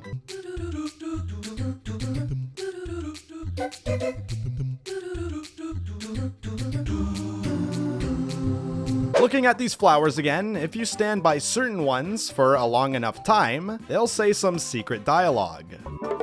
Maybe it's time for a break. I'm not one to rush. And if you skip past the Wonder Flower in the levels, then in a lot of cases, these talking flowers will mention it and tell you to go back. Didn't you see something back there? You're just gonna leave? The running animation is noticeably changed up in this game. And that's because it's a throwback to how the characters used to run in Mario 3. Because when they would build up a lot of speed, they would also hold out their hands like this to the side and jump further than normal too. You can kill the clone Shadow Mario. Okay, so just got the wonder effect here, and as you can see, this spawns Shadow Mario. But if you just shoot him with fireballs, okay, well, he's stunned. It's not doing anything. He's just stunned.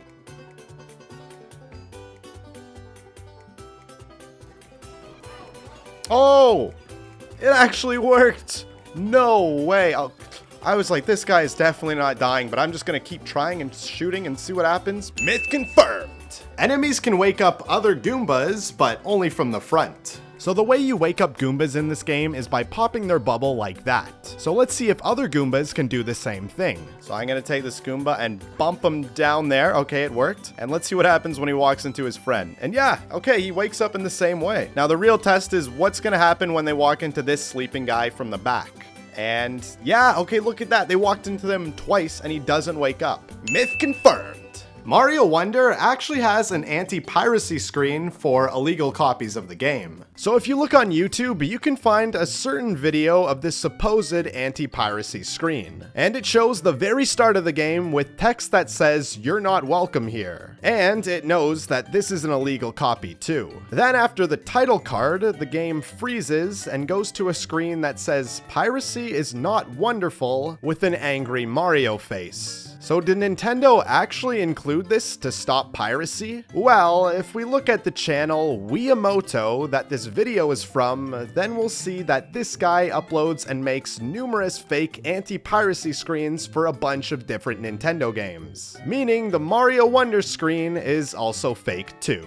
Myth busted! You can stack Goombas in this game. Now if you didn't know, if a Goomba walks into a one tile spot like this, he'll get stuck there and just kind of sit down, right? But apparently if you get another Goomba on this tile, then you'll create like a Goomba stack. So we got this Goomba over to the right here, and why don't we just clear a path for this guy to walk over? Get the last one, and yes, right this way, Goomba. Okay, here, introduce you to a new friend, and okay, he just sits down like in the same spot. That is really weird and glitchy. I mean, clearly they don't stack, but just look how jank the animations are. They're literally just overlaid on top of each other. That is pretty weird looking. Myth busted. You can get outside the boundaries of the world map. Okay, and to do this, I'm gonna add a second player. Then I'm just gonna have the second player just walk over here. And then with the first player, you gotta be like close to one of these paths like this, but not actually walk on the path yet. And then with the second player, apparently you just jump like this, jump, pause, okay, and at the peak of your jump, you're supposed to pause. Then I guess you just reselect your characters. And right after you click okay, you're then supposed to immediately walk on the path. So, okay.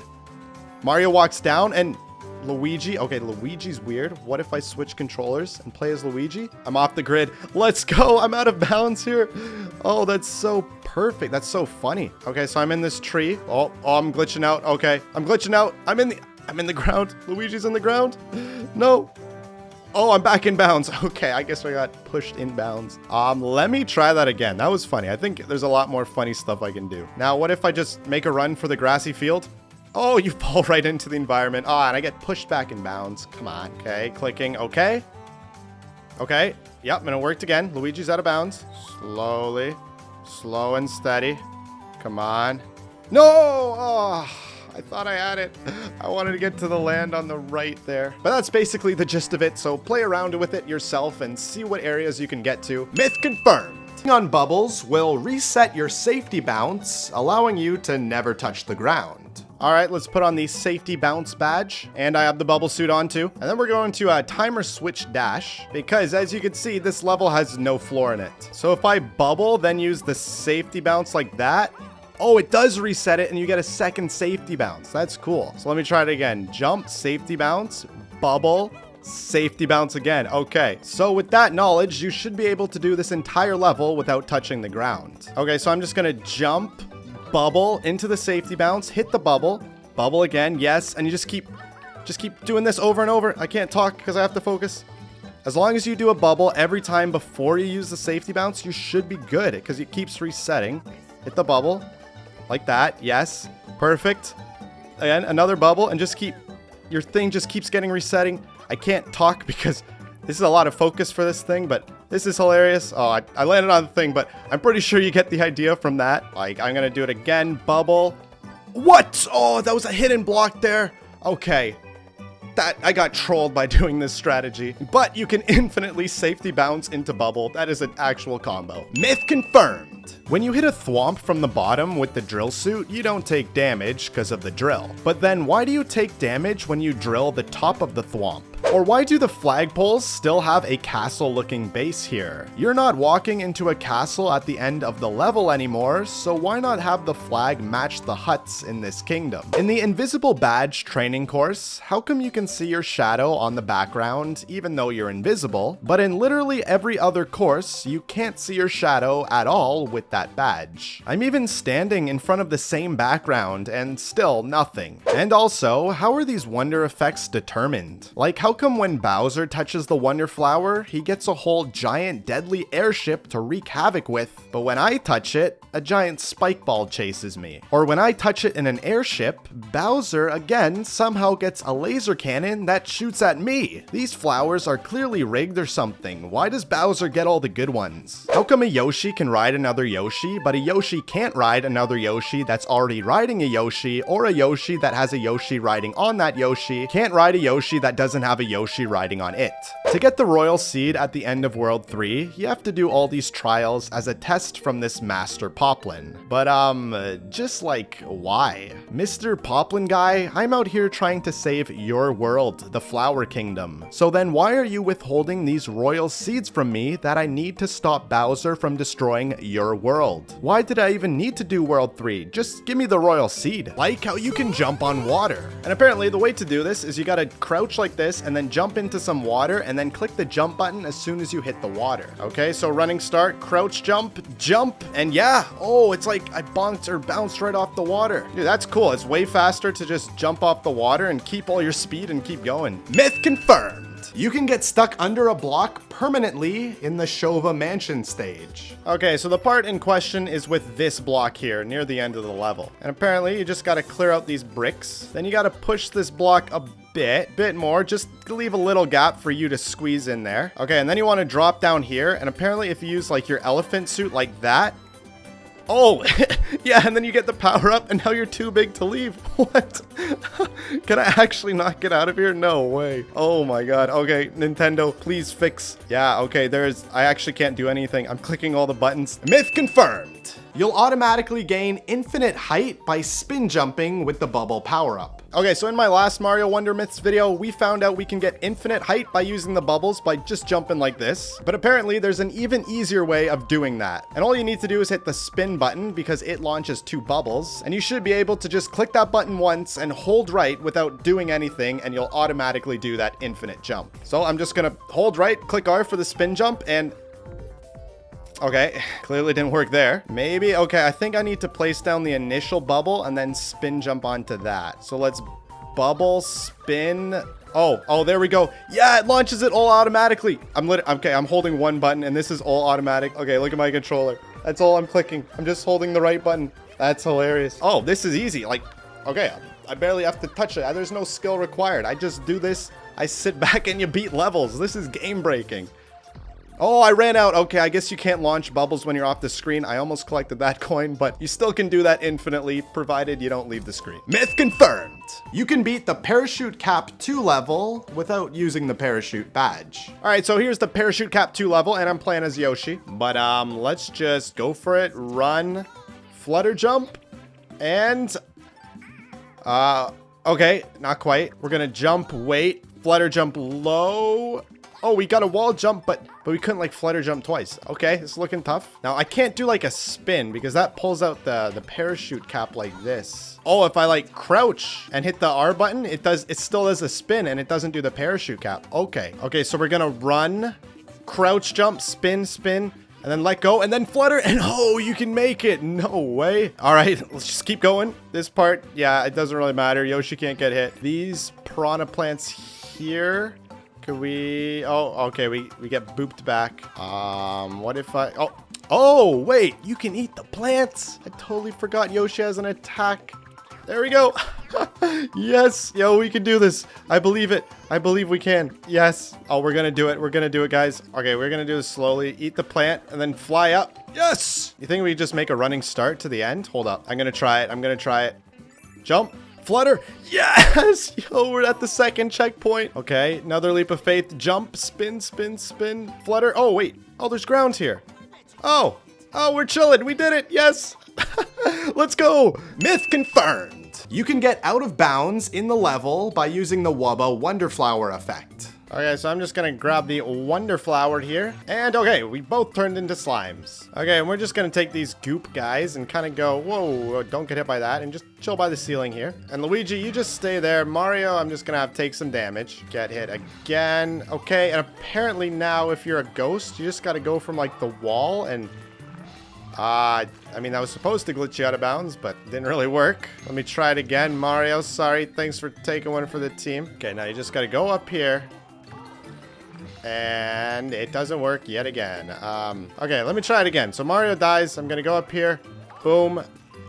Didn't work. Great. Alright, so Mario dies. He's floating. He's gonna be a ghost. Oh, no, not like that. Okay, Mario dies. He's just gonna be a ghost. I'm gonna fly in the wall and...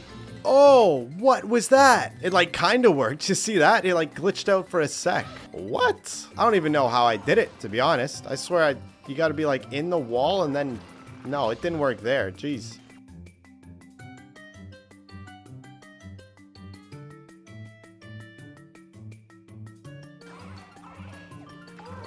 Oh! No, I did it! Oh, I got outside, but you get like pushed back in. But you can totally do it. Oh. Myth confirmed! Now, this is just the beginning. As you can see, we have a lot more to unpack here where that came from. And things will only get more mysterious as this video goes on. So let's see if we can answer some of the most unanswered questions. Starting with this more mysterious place from Mario Sunshine, which is this sunken city hidden deep in the waters of Noki Bay. And here you'll find a giant eel that you have to fight as a boss, right? But if you take a look at the actual model for this enemy, you can see the eel has his entire throat and stomach fully modeled in 3D. But in the actual boss, you never see any of this. Even with the eel being able to eat you, the camera never goes inside. So then why was the inside of this thing fully modeled in the first place? Maybe at one point you were supposed to go inside the eel and like attack it from the inside out, but that sounds a bit too gruesome and creepy for a Mario game. Well, no one really knows. This is all just speculation. Egad. No. Egad.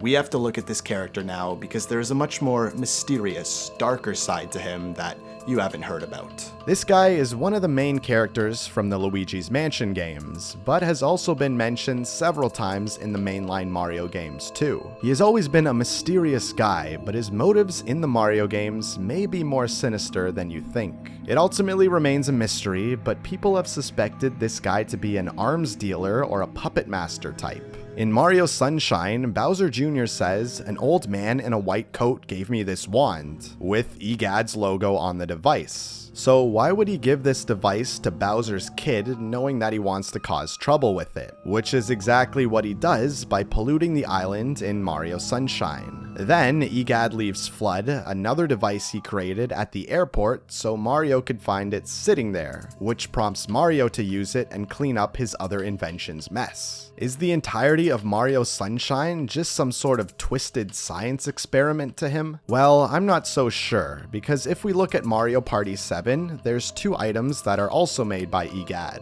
the vacuum and wand orbs. But you know who are the only characters that can use them? Wario and Waluigi, and Boo and Drybones respectively. Yes, once again he makes his inventions for the villains. So you may wonder why he does all this. Well, maybe it's really all about the money. Think about it. Why does he give all these dangerous weapons to only the villains? Because he is the only one with the solutions. So people will have to buy the solution from him when he was the one who created the problem all along. Now, if you thought things were already getting odd, already getting mysterious, well, we're about to dive into the deep end now and look at possibly the most mysterious Mario game, Mario 64. This game has a weird vibe with the fans. Many people find the atmosphere to be unsettling or creepy, with many videos online about this topic. Especially when comparing it to the other 3D Mario games, this one in particular feels a bit off. Not anything super scary, but if you look at things like this endless staircase, the Boo Carnival, the toxic maze, and the actually scary piano jump scare, this has a noticeably different feel to it. It's a lot more empty than the other Mario games, with no one else being in the castle other than a few toads. And the main levels don't have many, if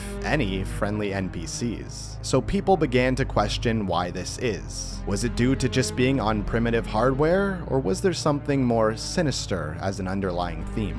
One theory suggests that throughout this entire game, Mario is actually dead the whole time, and him jumping in and out of paintings is a way of showing him reliving his old memories. The empty castle represents himself in purgatory, while the Bowser stages are his nightmares. I mean, really, where are you supposed to be in the Bowser levels? You're just in this void. And Peach mysteriously coming out of nowhere, almost like a ghost, represents Mario finally finding peace, as he has found his true goal from all his other adventures. But really, this is just a fan theory, as people try and find a reason for why the vibe of this game just feels unsettling. And if we look into this further, there's one particular location that stands out. This location people find to be the most mysterious and most unsettling without really knowing why. And this location is known as Wet Dry World. Now this area has sparked a bunch of questions of what it actually is, due to how unfitting this place feels in a Mario platformer game. Many people online describe it to specifically have a negative emotional aura. There's no friendly NPCs, and the skybox here is particularly weird and unfitting. It has this mysterious, realistic town that looks to be sunken underwater. It just begs the question, what happened to this sunken city? Then there's this really mysterious and almost unsettling town in this level. The only way to get into it is to swim through this long tunnel underwater. Once you get there and lower the water, you can't leave this town either. This place has no residents, and the style of the buildings are kinda out of place for a Mario game. Plus, there's no sunlight here as it's completely enclosed. So people generally felt uncomfortable when in this area, which prompted a bunch of questions. Like, what happened to the town's residents? How come you can't enter any of these buildings? And why is it that you're trapped down here after the water is lowered? Maybe all the residents in this place got killed by a flood, as shown with the lowering and raising of the water levels, and now it's just a ghost town. You can push back the bus that chases you in City Escape. Okay, so if we go under this gate here, this giant truck will chase us, and it's this big set piece to end off the level. But as soon as he spawns, if you just turn around and homing attack, and then keep homing attack again, and over, and yeah, okay, look, it's actually working. You can push him right back. I don't know what's going on. I can't jump. Why can't I jump? Okay, if I knock into him and get a coin, or get a ring, he keeps moving back. No, I got the speed boost. What is this? However, I was able to push it back. Myth confirmed. You can get on top of the buildings in Speed Highway. Okay, so I'm just gonna go like here, get kind of close to them, spin dash and jump, and yeah, okay, you could pretty easily make it on these buildings. Oh, can I not go higher? What if we go, oh, I get like, okay, I can do it. Hold up, we're gonna spin dash, jump. Oh, we made it to the top. Let's go. And there's secrets up here. You can get like a 1-up. Oh, that's cool. If we spin dash jump to the building next door, we can get on this too. And there's another 1-up here. So this is really cool. Myth confirmed. There's a secret level select screen in Sonic 3D Blast that can only be accessed by hitting the cartridge. All right, as you can see here, I have a copy of Sonic 3D Blast and a Sega Genesis right here. So let's just start this game up. Okay, so I'm in level 1 here. I'm just gonna flick the cartridge and see what happens. Okay, so now I'm just gonna gently tap on the cartridge. Maybe pull it out a bit. Oh, congratulations. You found the secret level, Celine. What? Level select screen? I can't even talk. I'm gonna click select. And yeah, look at that. We got all the levels. Now, funny enough, this feature was never really meant to be seen by the player. This screen only shows up when the game crashes. And this is because when the developers gave the prototype of this game to the playtesters at Sega, they obviously didn't want the game to crash. So if it did crash during the playtest, it would simply go to the level select screen, which would have made Sega playtesters think they simply unlocked something. So when I hit the cartridge, it actually crashed the game, allowing me to see this screen. Myth confirmed! Like how you can avoid falling down with the bridge in the Knuckles cutscene from Angel Island Zone in Sonic 3. So we walk over on this bridge, and then Knuckles comes out, and if we jump right as it falls, yes! Oh, we don't actually fall down, and we can just kind of stay up here, like we're not in a cutscene anymore, because we have control, but you jumped out of the cutscene. But there's not much here, so let's go down here. Knuckles is still up there laughing, and that's how we start Hydro City Zone. Myth confirmed! Sonic's face is on the dollar bill in Sonic Adventure 2. Apparently, there'll be some money here that has Sonic on the bill. Yes, okay. If we go on these fans, see all these dollar bills floating around? I'm gonna pause and, okay, there, you can see it. See the one on the left? I'm gonna zoom it in for you. But that is definitely Sonic's face on the bill. Oh, here we go. I paused it again. That's an even better look. And yes, it is very low res and pixelated, but still. Myth confirmed! Sonic was originally gonna be called, Mr. Needle Mouse. Oh yes, what a name for the guy. I mean, literally, if you look at the original concept art of Sonic, you can see that name on the same sheet of paper. In fact, this was referenced in official Sega products like this Sonic comic, for example. Now this myth was a prevalent one. Everyone thought that this was just Sonic's original name. But in all this time, did anyone ever ask the original creator of Sonic if this was true? No, they didn't. Because recently, in 2021, Sega had a quiz for fans where one of the questions was, what was Sonic's original name? And the correct answer on this quiz was Mr. Needlemouse. But when Sonic creator Yuji Naka saw this quiz for himself, he was confused, as he said that was never his name. Alright, so what's this Mr. Needlemouse then, and where does it come from? Well, basically, the word hedgehog in Japanese was mistranslated into needle mouse for English. Since Sonic's original name was Mr. Hedgehog, it translated to Mr. Needlemouse. So all of this was one big mistranslation. Myth busted! There was a cancelled Sonic game that starred Knuckles. The founder of a fan site, Sonic Stadium, reportedly received a phone call that gave details about an upcoming Sonic game that starred Knuckles the Echidna this time instead. Yeah, it was a DS game that was going to be made by Traveler's Tales, the company that made Sonic 3D Blast and Sonic R. There were even screenshots of this game posted onto the fan site Sonic Stadium. And from these images, we can see that this game was going to be like Sonic Rush, but instead Knuckles would be the main character. You'd even have certain power-ups, as shown on the bottom screen, that would go on your Knuckles and give you new abilities. This was looking pretty cool. It was even going to be a 2.5D platformer instead of a treasure hunting game like Knuckles' other levels. But this game never actually came out because the creator revealed it to be just an April Fool's joke. Myth busted! There was a cancelled Sonic Adventure 3 game. Yes, this is possibly one of the biggest myths throughout the entire Sonic franchise. And it started back in 2002 when several gaming news companies posted rumors about Sonic 3 being in development, but they didn't really have any concrete details on it. However, after many years of waiting and speculation and even more waiting, we never saw a release for this game. But that didn't stop this myth from constantly being posted again and again by gaming news sites. It's like the myth that never dies. So did this game get cancelled or something then? Well, people have also speculated that Sonic Adventure 3 either became Sonic 06 due to that game's branching storylines and it being set in a human world again, or Sonic Unleashed due to that game being called Sonic World Adventure in Japan. However, this wasn't the case either, because Sonic producer Takashi Iizuka then said that he thinks the Sonic series has advanced past the Sonic Adventure games, and he'll only make a new one if the gameplay has evolved enough for the series, which finally puts the speculations of Sonic Adventure 3 to rest. Myth busted!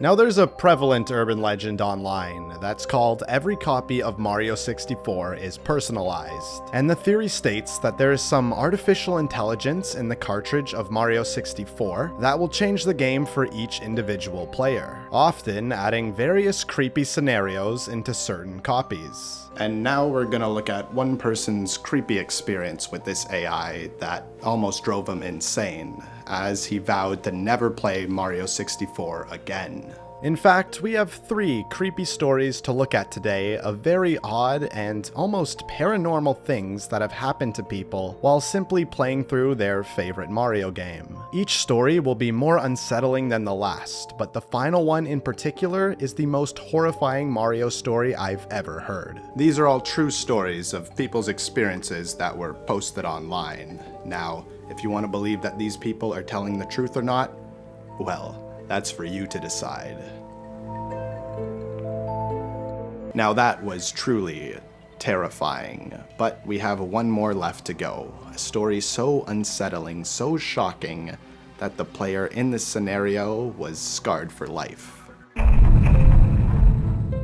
On a kid's 12th birthday, his parents gave him $250 and they suddenly went away for the week for marital counseling. Seeing as the kid was the only one in his friend group without an N64 or Mario 64, he quickly rushed to a game store to get just that with this money. But when he got there, they only had one N64 game left due to the system being so popular at the time. And that one game had a sticky note on it that said, "Do not under any circumstance sell." But the kid really wanted a game to play, so the sketchy teenage clerk struck a deal with the kid and asked for extra money to sell him the mysterious game. The kid was desperate to play a game, so he took the offer and bought it. When he got home, he removed the sticky note which revealed the game to be Mario 64, conveniently the game he specifically wanted to get. So he excitedly put the game into his N64 and started up the system, but almost immediately something was off.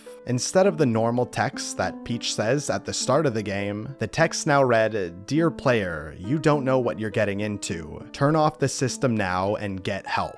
Yours truly, the previous owner." While the kid thought it was odd, he was too excited to start playing, so he didn't get phased and continued on. But things kept getting odd and creepy, as when he entered Bob-omb Battlefield, a toad was there waiting for him as soon as he landed. And he said, "You will die if you continue. Turn off the game or I will kill you."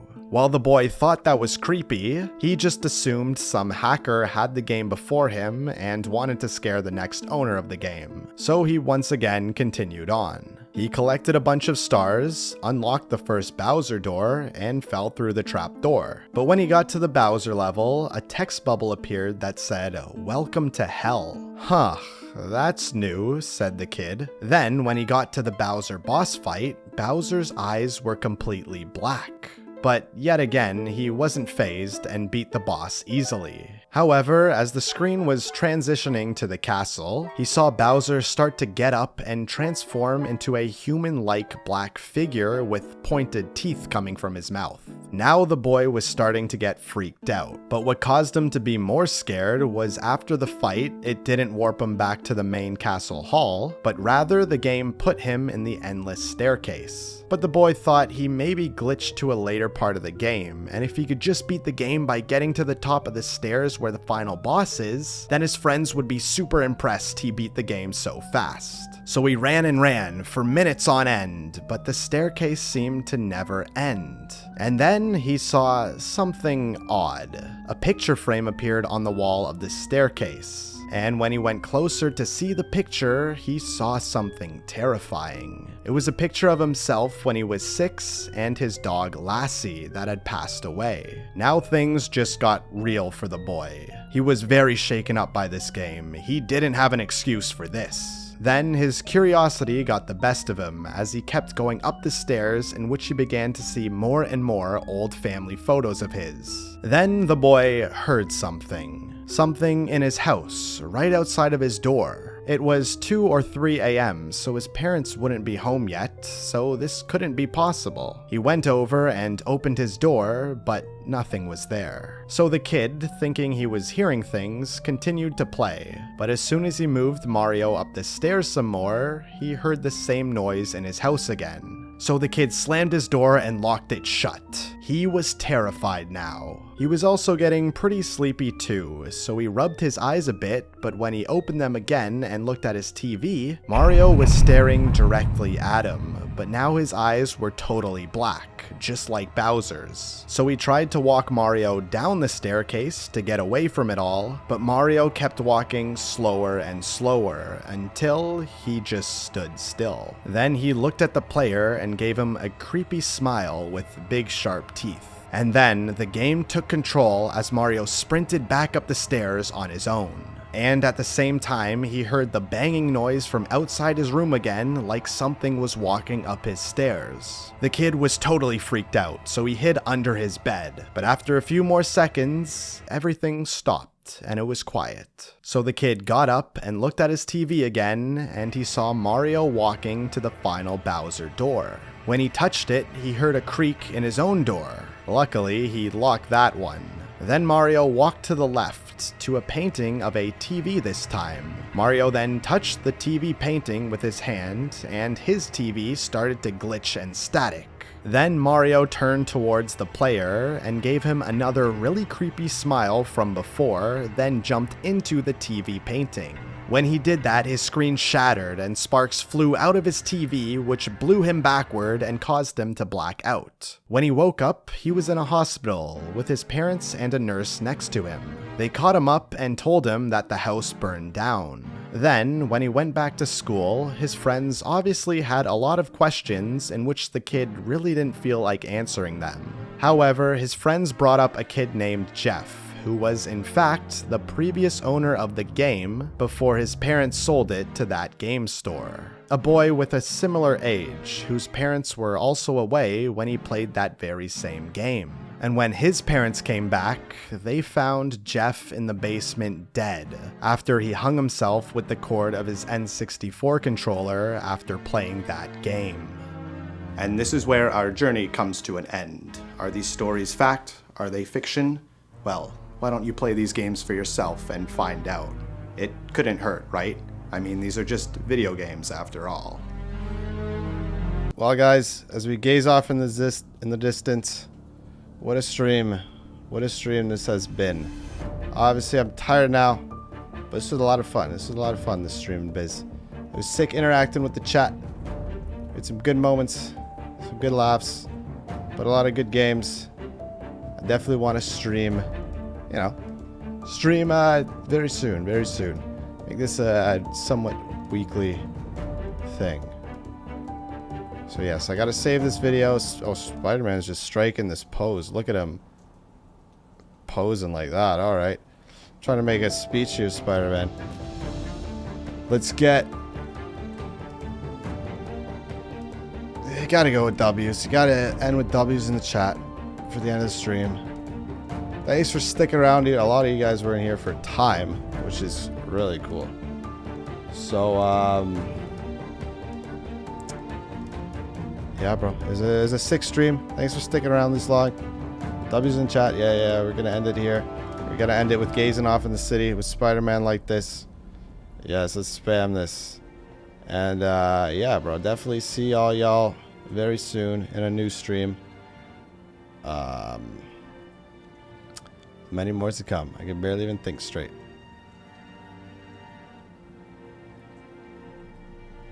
Alright, that should do it. I'm gonna end this stream. Peace out, everybody. Infinite bits, infinite streams. You already know how it is. Well, and that was 2023. Easily the most successful year on my channel thus far. So I want to thank everyone who's been watching and been a part of this journey. Here's to infinite years of videos, infinite live streams, infinite video games, and of course, infinite bits. See you all very soon.